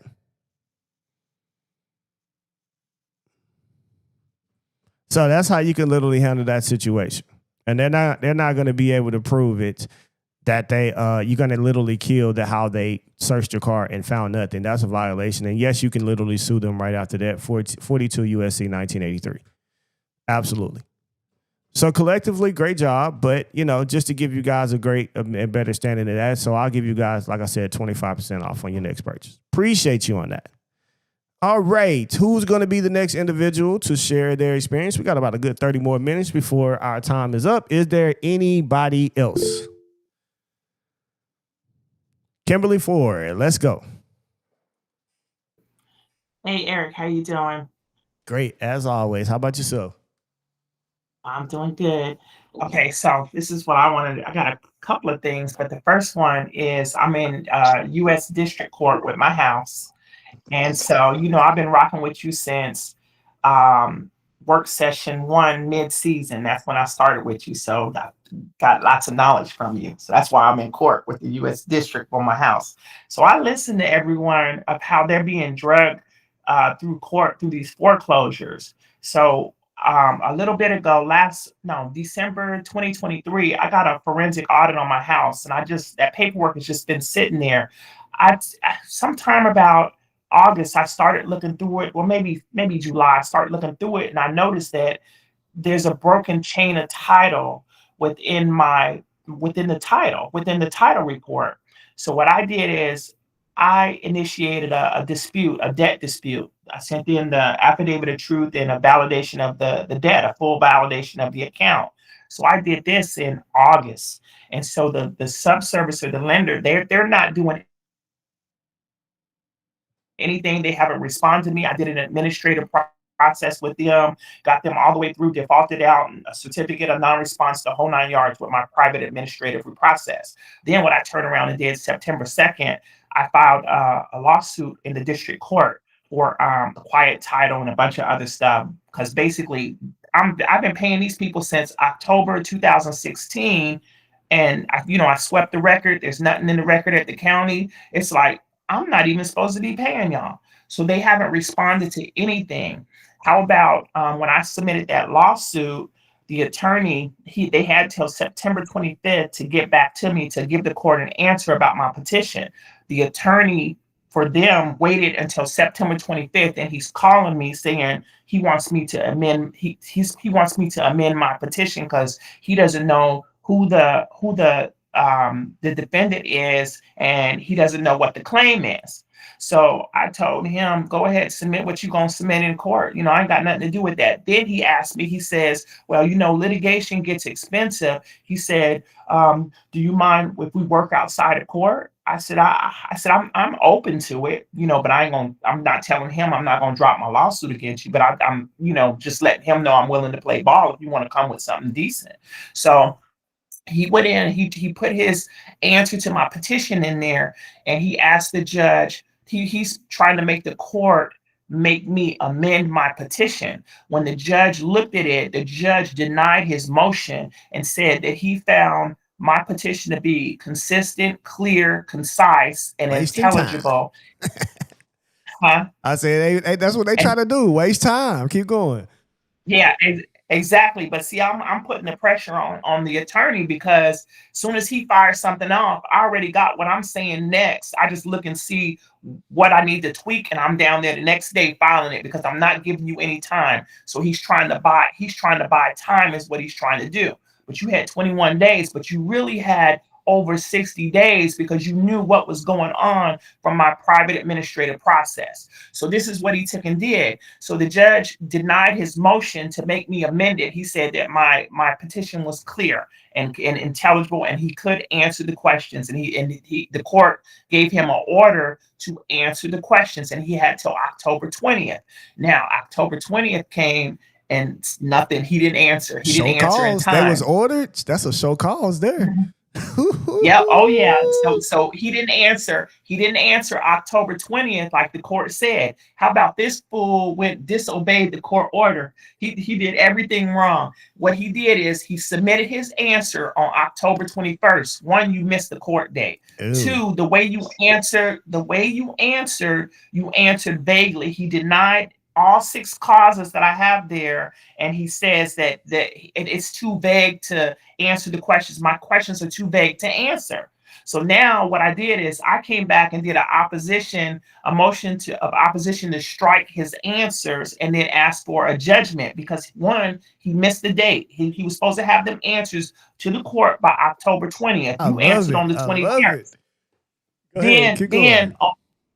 Then on number 2, when I put my opposition in there, see, the judge didn't know about the administrative process that I did. I let the judge know that this is no surprise to the defendant because we've been dealing with this since August 17th. It's been more than 60 days, and he knew what I was asking. I'm asking for that mortgage certificate. I'm asking for that accounting under the FASB. I need by the rules, the ASC 860, the ASC 310. I'm asking for specific things, and he backed into a corner. So now we're getting ready to see what's going to happen. I looked this morning. That's why I was late coming in, because I'm getting ready to ask for a hearing on the motion that I put in there. Yeah. Because I need to talk to the judge. And what I told the judge in the paperwork, that the court seemed to have double standard. I put some case law in there about an untimely response. Yep. I said that he didn't give an excusable excuse, or whatever that unexcusable excuse, why he didn't ask the court for leave. He didn't follow the rules. Exactly. Due He did process. not follow, he didn't follow the rules of the court. So therefore, I'm entitled to a judgment based off of that. And I let the judge know that the court sometimes apply double standards, because if it had been me that had missed the date, a judgment would be given against me. And I expect the same. And see, when I went in, I'm in equity. I went in the court in a bill of equity. I didn't go in on the statutory side. Right. So we gonna see what they're gonna do. We're gonna see what they're gonna do. Right. So that's what's going on with the house. Like I said, I'm not in foreclosure or anything. I literally stopped paying when I asked for the validation of the debt. And you can't show me where I'm paying, where I have a debt. It's like, So I put the payments aside, but you ain't getting payment from me till you give me what I asked. Yep. And you ain't gonna want to give me what I asked, because I went in detail about what I'm asking. And then just like the judge said, hey, she got 6 causes right there you need to answer to. Man, and then that's beautiful. on another note, my daughter. Hold on, even before you go continue. Like, what y'all just heard was due process and preserving the record and preserving the rights. That's what you just heard. And it was beautifully said. Everything was done exactly how it was supposed to be done, when it was supposed to be done, instantly, not waiting days, not procrastinating, already ready to go. That's what I'm talking about. And I'm telling you, once you move that way, see, now the judge in a tight position. Even if he wanted to help he can't do nothing, because he has to follow due process. And when she points that out, ooh, it makes it just so. And now they have to do a default judgment, because any decision other than the default itself, it's over. They were given time. They said this. They wasted the time on the motion. That motion got denied, and you still had this amount of, you was compelled to answer. And then the way you answer was after you didn't show the court. Oh man, that case over with. It's over with. But go ahead, go to the next one. I'm ready to hear this one. Hey, Eric, I'm gonna tell you, it's all because of you in these work sessions, man. You got me fired up about getting in the court. You know, I've been in court anyway, before, but now I got more confidence to step up in there because I know what I'm looking for and what I'm really talking about. So now when I did that with the house, it's like I done went back and looked at all my bills, and I did a affidavit of truth and debt dispute on every bill that I have. And how about the same thing with my car, man? They're sending people to my house, this, that, and the other. Oh, they stopped now because I've been working with my car over 60 days. They about ready to give me the title up on this one. I haven't taken them to court, but I have the option, of course, to take them to court based off of my administrative process. But they, of course, by law, they got 30 days to give me that validation of that debt, and they haven't done it. So it's like, okay, y'all want to play crazy? I got you on that one too. Now, this is what happened with this. Switching a little different. I was in court again with my daughter this past Wednesday on October 22nd. And it's I don't know what happened. I don't know what the courts are telling these judges that they better not violate constitutional rights, because what this judge was telling my daughter about her constitutional right up there in the state court all day long, I said, oh, this is really different. And then we got the judge coming over whispering in our ear. It's like, what is going on? So my daughter, let me back up a little bit. On September 19th, my daughter caught a domestic violence charge with her ex-boyfriend. So he suffers from severe PTSD, and he was going through a crisis. So what what happened with her, you know, she's still on probation for that one charge, that 3rd-degree felony for evading the police. I ain't had time to get to it. I told her she's gonna have to ride that out till I can get to it. My stuff comes first. But like I told her, you're an easy target because you're on probation. So he was going through a PTSD crisis, and she thought that he wanted her to leave the house so that he could harm himself. And so she would not leave the house. He calls the police on her to have the police help him get her out the house. When he called the police, he says that there was no violence. She didn't assault me. He said, I just want her to go out, get out of my house. She's fearful that he's going to harm himself. She got arrested and got charged with a domestic violence case. So what happened, that was September 19th. So it's like, oh, okay, they think they're going to do this. So I start filing a bunch of stuff into the case. First thing that I'm filing in there is to let them know that she trusts res. You can't touch her, or that name, that signature, all that's copyright and trademark. They can check USPTO on that and see it right there. And then what's crazy is they didn't sweep their records, because had they swept their records, they would have seen that affidavit of trademark and copyright there that's been sitting there over a year. They would have seen that her birth certificate is docked on the land right there in the land recs. They would have seen all that, but they didn't. So then when we get to court, now I'm gonna tell you, these attorneys are weird. This is the weirdest court experience I ever had. So my daughter goes in there. She knows she's not the name. So, you know, she tells everybody, call her Tia. And so the judge is talking to her. The judge said, she says, I don't see where you have an attorney. She said, can you afford an attorney? Do you want these such and such? My daughter says, no. She says, I'm going to represent myself. I don't need an attorney. And then so the judge says, okay, well, that's your constitutional right. And we're going to make sure that we don't violate that right, such and such. So she says, what I'm going to do, she asked her a couple of questions. She says, to see if she was competent. So the way my daughter answered the questions, she said, oh, she says, you're very competent to represent yourself.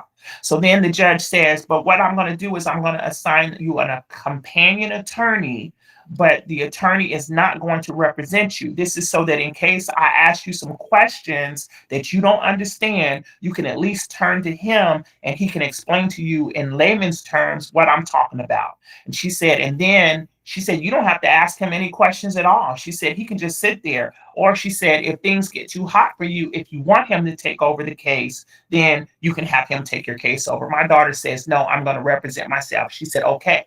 So we step out into the hallway, and this is where things really get weird, because I'm talking to the attorney. I said, hold on. I said, I'm going to let you know right now. I said, she speaks for nothing. I said, I'm the trustee of her estate. And you're not going to talk. You're not going to. She's the beneficiary of her estate. I'm her trustee. I said, you direct all questions to me. He says, no, no, no. He says, you don't use that language in court. He says, you're talking about trust, blah, blah, blah. He says, the trust is for real property. And I'm thinking to myself, oh, you don't know we walk in mortgages. So he don't know that, telling me that we can't talk about the trust in this court. So it's like, so I let that piece go. So now I'm steady talking to him. I said, okay, now that we're here, I said, where's the contract? Bring forth the contract. This attorney, every time he tried to make me turn my language around. He says, oh, no, you can't say contract in court. You can't say contract. I said, what do you mean I can't say contract in court? You gonna tell me that I'm not here to take care of my commercial affairs? I'm here to settle the estate of the decedent, the matter of the decedent estate. And he's like, no, you can't say such and such. You can't say contract. I said, okay, let me talk in your language. I said, bring forth the charging sheet, or what you call information. So he says, oh, yeah, okay, the charging sheet. He says, well, I got to be honest with you. They just text me and I came up here. I haven't had a chance to look at the record yet, such and such. I said, okay, we got time. I said, why don't you go look in the record and bring me back the charging sheet. Charging sheet, information equal contract. Get it? So then he just looks at me. So then he goes and he comes back and he says, there's no charges against her. I said, okay, wait a minute, hold on. If there are no charges against her, why are we here? Why are we here? He's like, well, the prosecuting attorneys, we're short prosecuting attorneys, and it could be 2 or 3 months, and they have to review. I said, again, that sounds like a personal problem. Why the fuck are we here? So then he's like, I said, if there's no charges, why are we here? I said, where's the injured party? When I said injured party, he said, oh, no. He says, you can't say that language. You're using the wrong terminology. You can't use that in court. You can't say injured party. I said, okay, again, let me put it in your terminology. Where's the complainant at? So then he's like, well, we have a complaint and such, blah, blah, blah. I said, okay, what's the complainant's name? Well, I said, okay, I'm gonna help you out here since you haven't looked at the record. I'm gonna fill you in. The complaint, I asked him, I said, what man or woman in this court today has a complaint against my daughter? So then he's like, well, I said, hold on, I'm gonna help you out here. I said, the complaint that you speak of, I'm aware of the alleged complainant. I said, but don't you need a witness before you can move forward on anything? I said, you might want to go look at that record because you don't have a witness. I said, you need to go check her record because your alleged complainant submitted a declaration of non-prosecution in there. So then when I said declaration, he says, oh no, he says, you mean affidavit? He says, you keep using the wrong terminology, such and such. I said, no, declaration, go check the record. So then he's like, okay, well, let me go check and such. Y'all can sit out here in the hallway, or you can come back into the courtroom. My daughter says, Mommy, let's just sit out here in the hallway. I said, no, we're going in because the shenanigans getting ready to start. So we go into the courtroom and we sit down. Then the judge, while we're sitting there waiting, I seen the judge when she got up off the bench, she went out one door. And then I hear the court coordinator. She said, Kimberly Ford, who's Kimberly Ford in this case? Because I submitted a whole bunch of paper. I put a plea in abatement because it's a misnomer with a name. I hit on that trademark. Hey, y'all got to pay some money to use that trademark. You ain't licensed or authorized. So I put a bunch of paperwork in there. The appointment, the trust, the whole 9 yards. So then my daughter said, she just called your name. I said, yeah, I know she did. So then the judge came back in, and I'm thinking the judge is going back to the bench. The judge came up behind me and my daughter, and she touched my daughter on her right shoulder. And my daughter, she jumped, and she said, and because she startled us, and then that made me jump too. Then the judge says, oh, she says, I'm sorry. She said, did I scare you? I didn't mean to scare you. She says, and she's whispering in my daughter's ear between us. She said, I just want to let you know we're looking for that document.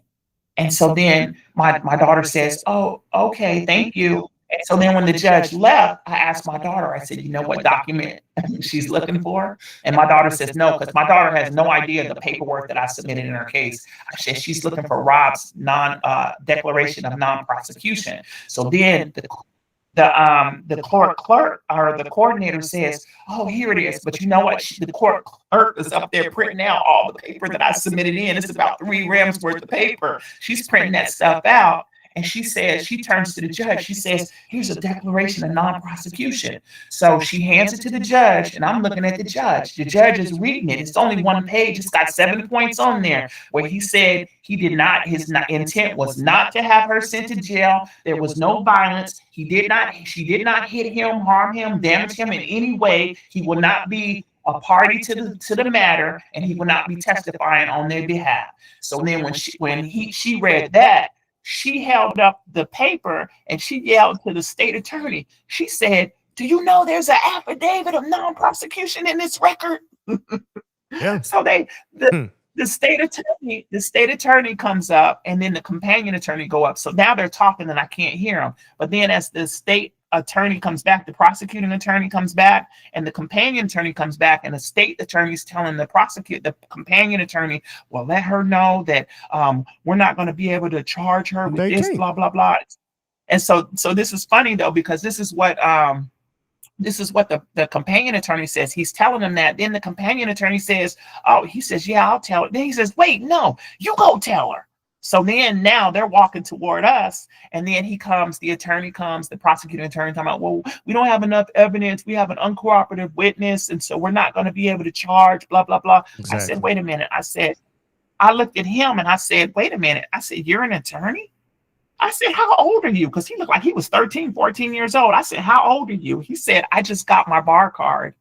I busted up laughing. I said, oh my God, I'm gonna eat you up. I went nice on him though. I said, can we step out into the hallway and talk about this in private? Because we were in the middle of everybody else. You talking about my business in a public place. So we step out into the hallway. So then he says he's gonna get rid of get rid of the domestic violence charge. But then he says, I said, well, what about the other charge, interference with the 911 call? Because she knocked the phone out of his hand when he was calling the police. He says, well, there's probable cause and such, and the state's going to take this matter up. And so then my daughter's trying to explain what happened. I told her to just be quiet. I said, hold on. I said, I told him, the prosecuting attorney, I said, what's your offer? And then when I said, what's your offer? Here comes the companion attorney again. No, you can't use offer. See, they don't want me to use any words that relate to commerce is basically what he's saying. He don't want me to let everybody else know that we're in commerce and that this can be negotiate this. So he's trying to shut down my language. So when he came up and told me that I can't use the word offer, I put my hand in front of his face and said, go sit down. I didn't call you. I said, it's negotiation time. Go sit down. So then I turned back to the prosecuting attorney and I said, what's your offer? So then he says, well, I'm going to give 6 months deferred adjudication, probably 10 hours of community service, and have her take an anger management class. I said, an anger management class for what? For trying to save somebody's life because that she thought was going to harm themselves? I said, you crazy, but you know what? I said, do this. I said, how about you go ahead and put your offer in on paper, put it in writing for me, send it to that companion attorney over there and he'll get it to my daughter. I said, but when you send that offer, I said, make sure you put a signature to it. He says, oh no, I don't sign anything. I said, hey, I'm gonna tell you like this. No signature, no offer.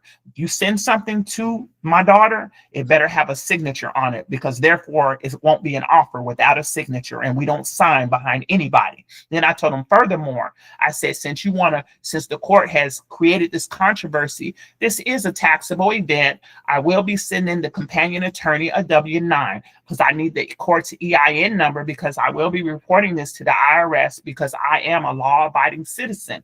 And I said, also, when you sweep the record like you should have did before you brought us in here, you're going to find out that name that you're trying to use, that you got plastered on everything, I said, that's trademark and copyright. I said, if you want to continue to use that name, I said, right now, you don't have consent, authorization, or approval to use it. If you want, I said, I'm more than willing to let you use the name. I said, but I will issue you a license. And I said, on a monthly basis. And I looked at my daughter. I said, how much do you want to issue this license for? 25,000, 50,000, 100,000 a month? I said, I will discuss that when we get home. But I will be issuing you a license and I'll send you an invoice if you continue to use the name. And then the attorney, he just looking at me like he don't know what happened, but that's what happened. So beautiful. I haven't heard from. And what you just said though, like let me add this to what you're saying for those of y'all that don't catch on to what she's actually saying. See, here's the situation. The call was made. They came. The person said that there's no harm here done. Even if they get, like, if that's on camera being said, then that takes away the domestic violence. They just want the individual to leave. You see what I'm saying? So just with that alone, guys, that takes away their subject matter. And you actually got a written statement from this individual saying this stuff and you were able to file that. Now they have no subject matter. They have no witness for prosecution. It's nothing they could absolutely do. So therefore, they win. Now, when they came to you talking about their offer, you should have told them this your offer because they in violation of due process off the rip. So since we finna be suing and y'all do got us here with no charge at all, there is no way for you to prosecute. And if you try to do any procedures going forward, we can consider this a malicious prosecution anyway because you never had the charge in the first freaking place. So once you move on them that way, man, it's already over. It's already over. And now, since you already defeated subject matter, now let's get into the commercial side of this stuff. You using this name you in here using this and you don't even have the right to use it or any of that. So you just hitting them across the head on every aspect. And what they wanted you to say instead of contract was a plea deal. A plea deal is a contract, but they like to use those type of words because they don't want you to see that the hidden language behind of what they're trying to do. And that's just absolutely right. There is no offer regardless because the state can't pick up nothing. Interference with a 911, any of that. Y'all already in violation of due process by arresting someone that wasn't even in domestic violence. So that goes back to the officers. When what was being said, there was no harm, there was nothing being done or caused. If you drop that case, that automatic if you drop that charge, you put everything else in jeopardy. And that's a fact. So congratulations on that. Yep, they dropped that charge right there. That's the main one that we had to overcome. And then just like I told her ex-boyfriend, I said, don't be surprised when he brought me that affidavit or that declaration.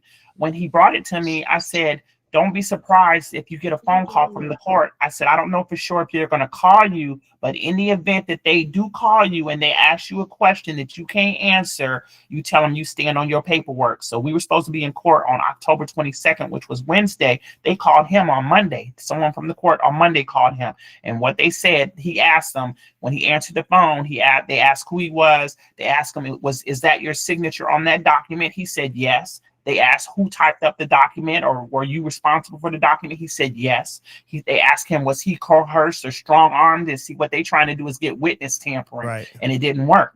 And so then what he said is yes. He says, no one forced me. That's my own free will. And he says, I will not be a party to the matter and I will not be testifying on your behalf. And so then that was it. And then I guess they asked some more questions. He said he stands on his documentation. He stands on his document, and that killed that. Right. Absolutely. And to be honest, he ain't have to say shit. He ain't have to say nothing. Didn't. It is what it is. And if you can't get a word out of any cooperation from him from any of that, then it is what you put is what's on the record. Now, even though they answered those questions, they still don't give them a way out. So again, that took away subject matter from the whole entire case and violation of due process for even arresting her for domestic violence, trying to charge her, and that didn't even have enough evidence. Specifically when you was told from the very beginning, before you even put freaking handcuffs on somebody, right? That's what you got to realize. So they in trouble anyway. So I already know what you're gonna do. This ain't over with. We'll be hearing about the lawsuit and the win, etc. for sure. So I know that ain't over with. Yeah. And as always, congratulations. Always do a great job in the way you explain it. I love to hear the stories come from you as well. So just appreciate you. I still don't think there's not that story is a great story, but the one you told us about with your ex, that was wild. You had everybody here tripping. So, but again, you always do great. So I appreciate it. Now with my ex, we coming up to court again. So remember, he's taking a trial by jury of his peers because in his little dumb peanut of a mind, he thinks that the state don't have money to prosecute him. Yes. And I was praying that he would not take a plea. And I know he's a narcissist, so he's not, because he always thinks he's right. He went through 4 attorneys. I said, yeah, them attorneys is dropping his butt left and right because why am I going to be an attorney and get up there and look like a fool? Right. Somebody got to represent him, though, because he's entitled to representation. So his whole thing is that he didn't put his hands on me, but I got a 10-year protective order. There's a video of you putting your hands on me. The woman across that you were living with, she's a witness in my case where you told her a bona fide plan where you were going to do a murder for hire on me, or you were going to kill me yourself, get the proceeds from my death, and then share them with her. I didn't even know who this woman was. She found me. She's a witness in my case. Then when I looked at all the witnesses, I got 38 witnesses, but most of them are police officers and detectives. Now, what I didn't know about this dude is that he had 2 felony assaults before. See, he never disclosed this, but all this came out after he got in trouble after I pressed charges for him assaulting me. He got a felony assault in Georgia, and now I know why his sister would never talk to me about him. And I always said, why do you act scared of your brother? The felony assault, he assaulted his sister in Georgia, Macon, Georgia. Then I found out he had a felony assault in New York. He's from New York. But what I didn't know about the felony assault in New York, he assaulted a police officer. Man, I got all these police officers on my case. But this is what the prosecuting attorney said in July. He says, we got enough information from Georgia. He said, we're waiting on information to come back from New York. And that's when I found out it was a police officer that he assaulted up there. He said, the prosecuting attorney said, when we get the information from New York, he didn't tell me that he was going for the 3 strikes rule, but I know what he was doing. He said, when we get the information back from New York, we can prove that he hasn't been rehabilitated. Right. So I'm the 3rd strike. So this nigga's facing 5 felony offenses because of me, because I'm pressing charges. So you sitting on 5 felonies right now. So now the sentence goes from 2 to 10 years if he had took a plea to 25 to 99 years. Like I say, hey, I'll see your motherfucking ass in court times 2. Since you said since he told me I was off. I really want to commend you on this, as I have definitely lost a cousin due to being in violent situations and stuff like that this year. So to all y'all women out there that's going through, this type of stuff, man, just know it's a way out of it. And if you need to involve the law in the situation, man, do what you got to do to protect yourself and family, and even those family members who are seeing your loved ones going through this situation, man. Don't just sit there and watch. Step in. Use the resources of what you have, man, and use the law at your hand to protect your family, guys. And that could be possibly done. Even you just being a witness itself and saying these type of things that's going on or whatever, and you give information for those type of things, then guess what? The state has to step in and pick up that case because you are a witness to it, and it's enough to be even seen to be charged, especially if someone's being harmed, hurt, or et cetera. And, that would also give others confidence to even do something about it, to know others that are with them. So I appreciate you even just talking about that and sharing that. I know that's a hard time, a hard situation for some, but Oh yeah, just it's do something. Go ahead.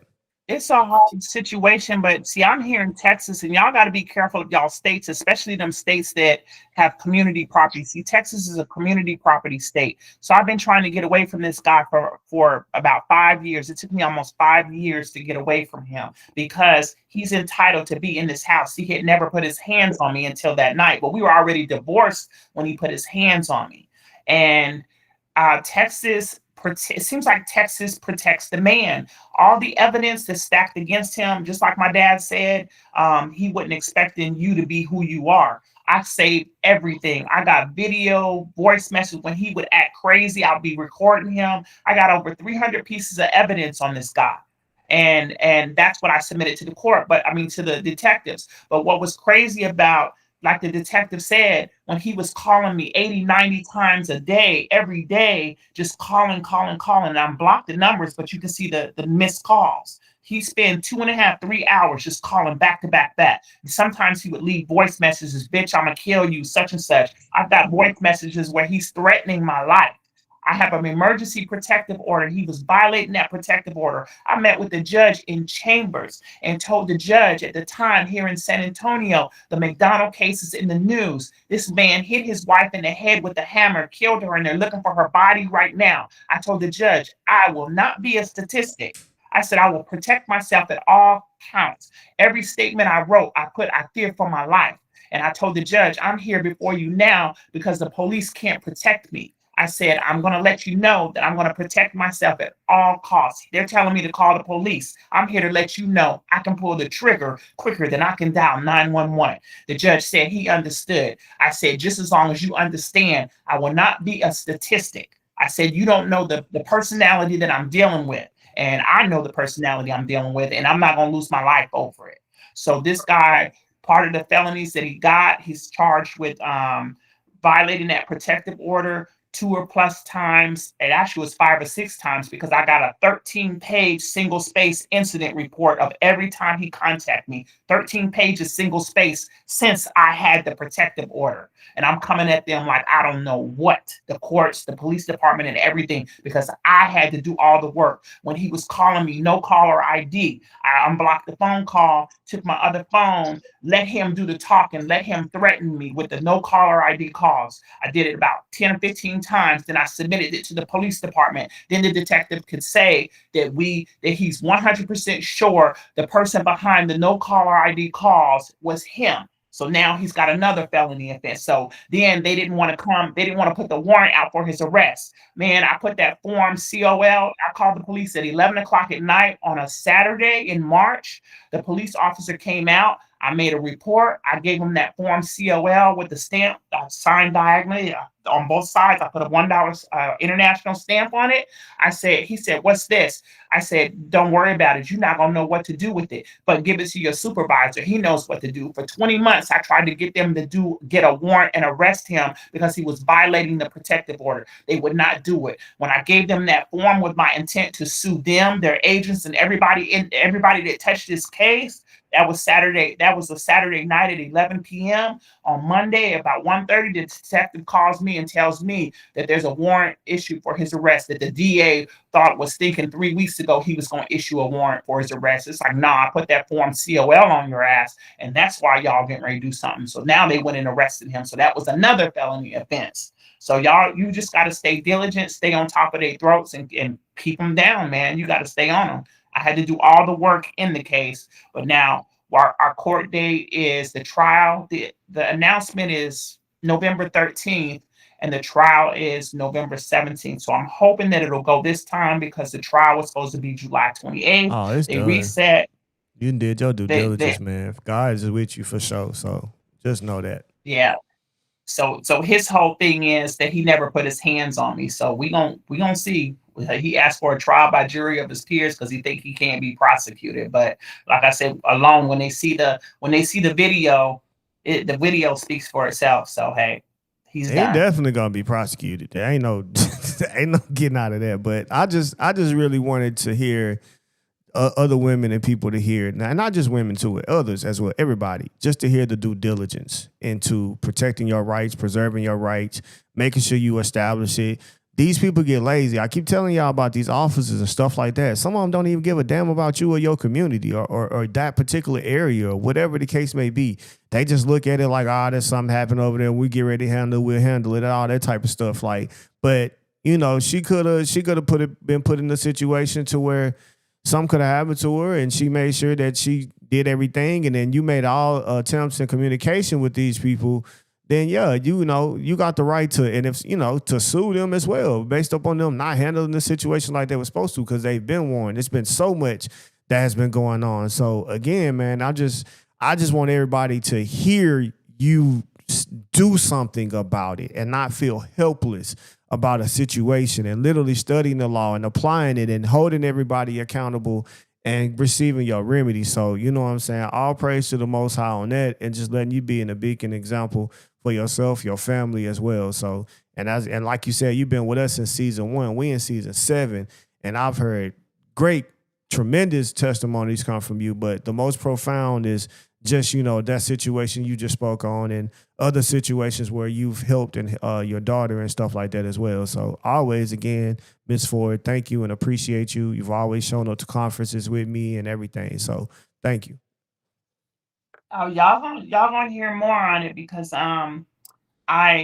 my sister, she's an author. My best friend is an author. They fighting over who gonna write the book, and people want to put it on the screen. And it's like, hey, let me get through this first. Let me just chill. But y'all gonna hear about this, and don't be surprised if you don't see it on the big screen and in writing.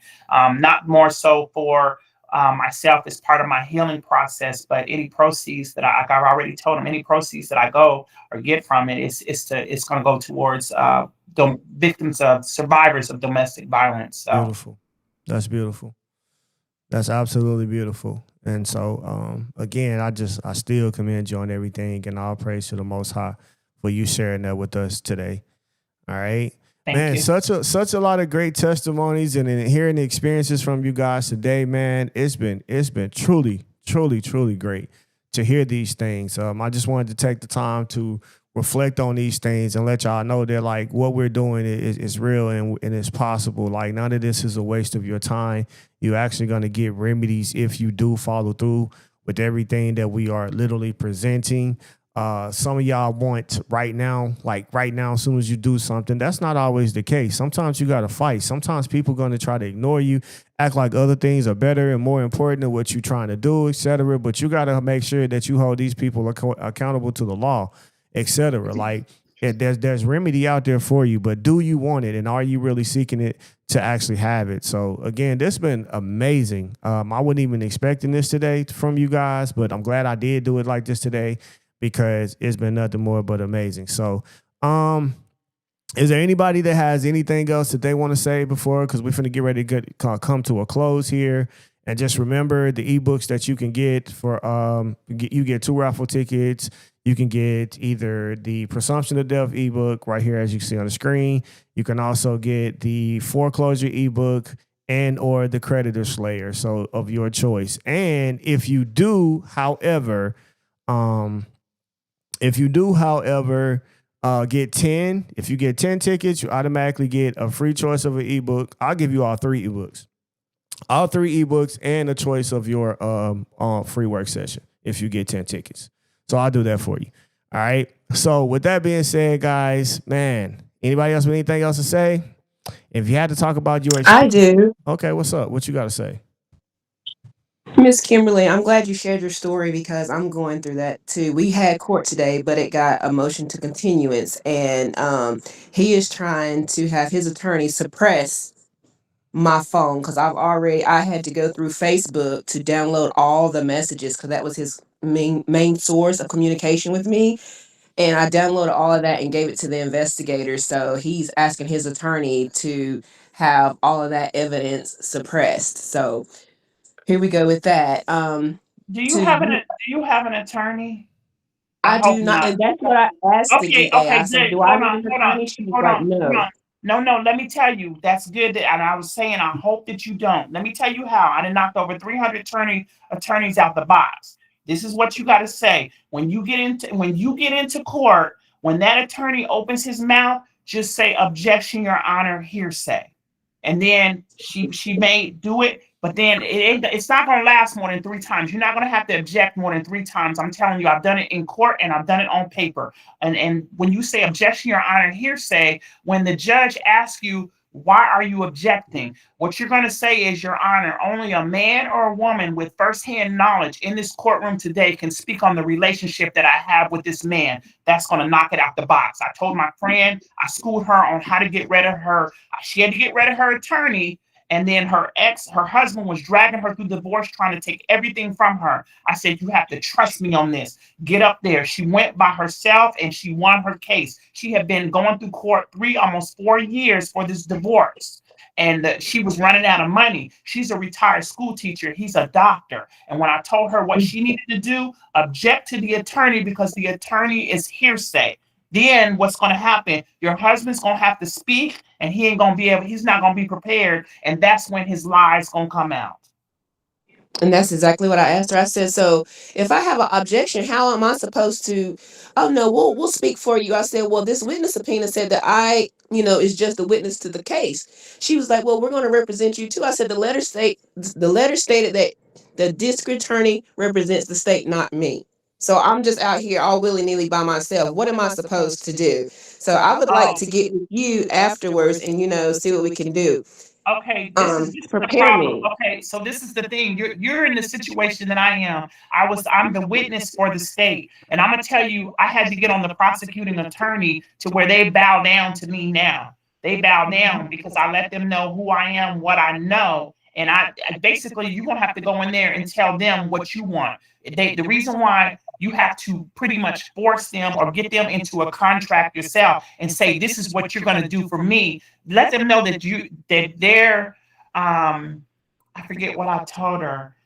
I'm trying to think of the exact word because mine has been going on almost 4 years. And whatever I told the prosecuting attorney, she came back and apologized to me. And she apologized for making me feel, I don't know if you're involved in the case. You got to get involved in your case with the prosecuting attorney.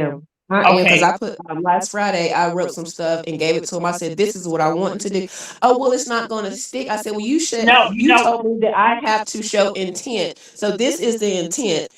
You're strangling me. I'm telling you what you're doing to me, and you continue to do it more and even harder. So that's your intent. So now I'm thinking you're really trying to kill me. So what more do you want from me? I said, you got the pictures with the bruises around my neck. What else do you want? Yeah, see, that's your case is just like mine because it was strangulation, the whole 9 yards. Now, let me tell you how. Hold on, this is my advantage that I have. This is what I took and did. When the attorney wouldn't listen to me, I start typing up declarations of fact and getting them notarized and filing them into my case. Once you file that stuff in the case, this becomes a part of the record. See, they not putting none of your stuff on record, I bet you. I guarantee you they're not. And they trying to drag it out. But do some declarations, get it notarized, and then drop them off into your case. You can handwrite it or whatever. I did a lot of handwriting, so this is the living woman coming forward. Right, because when he was strangling me, I bit his inner thigh. So when I finally got free, I came home and I got a Ziploc bag and I spit in the Ziploc bag. So when I finally decided to go forward with this, I went to an investigator. I said, well, I have a Ziploc bag, with saliva in it. Do you want it? Oh, we don't need that. And I'm thinking, why wouldn't you That's need that? That's that's proof. no, because they don't want to do. They did the same thing with me. See, the police were very helpful when I got there because he snatched my phone. And the only thing that saved me the night that he was choking me, he had picked me up and slammed me to the floor in the garage, and then he straddled me. Then because I was screaming for help, I was screaming so loud, he grabbed me around the throat and he's squeezing and pushing me into the concrete to the point where my lips got the tingly. I had the scars, the little spots, but I was about ready to clock out. And what he took me, he wore our rings around his neck, and I reached up, and you can see all this in the video. I reached up and grabbed the necklace, and when it broke, the rings fell, and he jumped up off of me to retrieve the rings, and that's how I was able to free myself.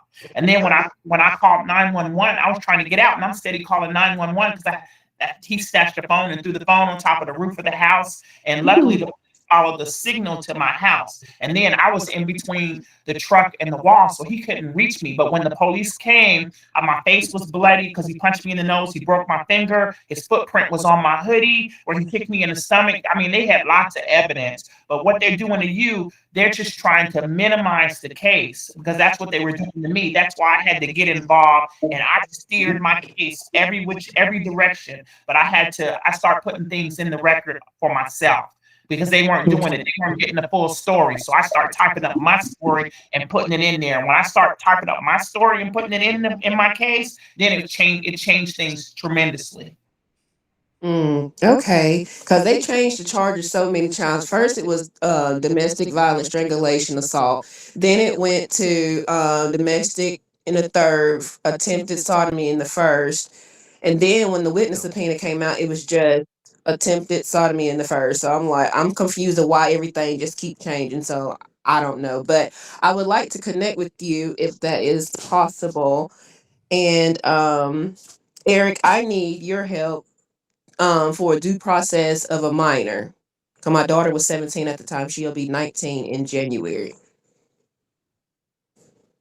All right. Well, there is certain things that you can reach out to me on the website when it comes to those type of services, stuff like that. But y'all can definitely find a way to exchange and link up if Miss Ford doesn't mind or whatever the case may be on that. But at the same time, I am going to make sure that this goes out to everyone that is signed up with MNRP. So if you need to listen over and over to things you have said as well to help you, that is also that will be there for you guys as well. All right. Thank you. So yeah, what I'll do is I'll email Nikki my information. I think she probably already has it, but I'll email her my information and for her to pass on to you. All righty. Thank you so much. Mm-hmm. All righty. Well, I appreciate you guys today, man. If you guys had to share your experience of today, what would you rate it today? This was It's- beautiful. Man, that was amazing, man. Wow. Thank you. Over the top. Oh my God. Yes, over the top. I agree. Absolutely. So just thank you guys again, man. Season 7 has been great and worthy of its experience. I will say that if you're still going through something, guys, keep fighting, keep studying and know due process is the major key with all of this stuff. And that's also even in contracts when it comes to obligation that has to be fulfilled, etc. Just make sure that you do those things, guys. Do not take this for granted, your rights and being able to exercise. Do not just lean and trust on these people who are considered themselves lawyer that carries a title.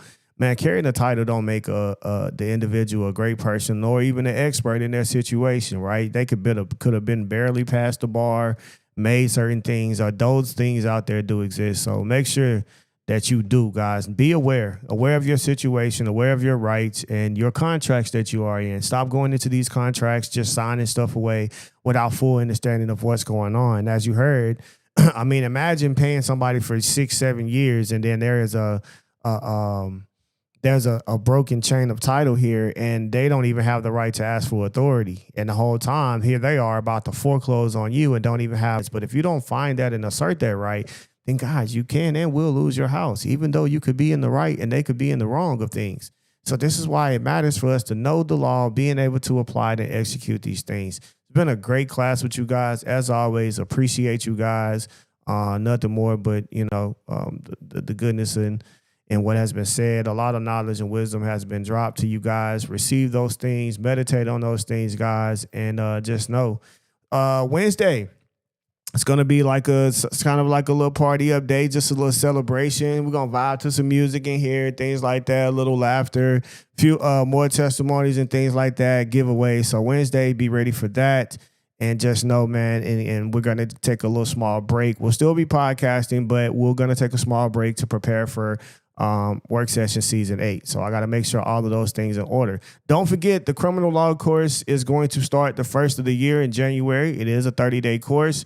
We're going to only do the weekdays, so you will get the weekends off, but it's going to be a great course, and you will be ready to handle certain situations and fully prepared to in these criminal procedures and what to expect, how to go about maneuvering and things of that nature as well. So that is coming up if you're interested in that as well. All right. So appreciate y'all guys. Peace, love, and law. We are out of here. Great day. Thank you. Gratitude.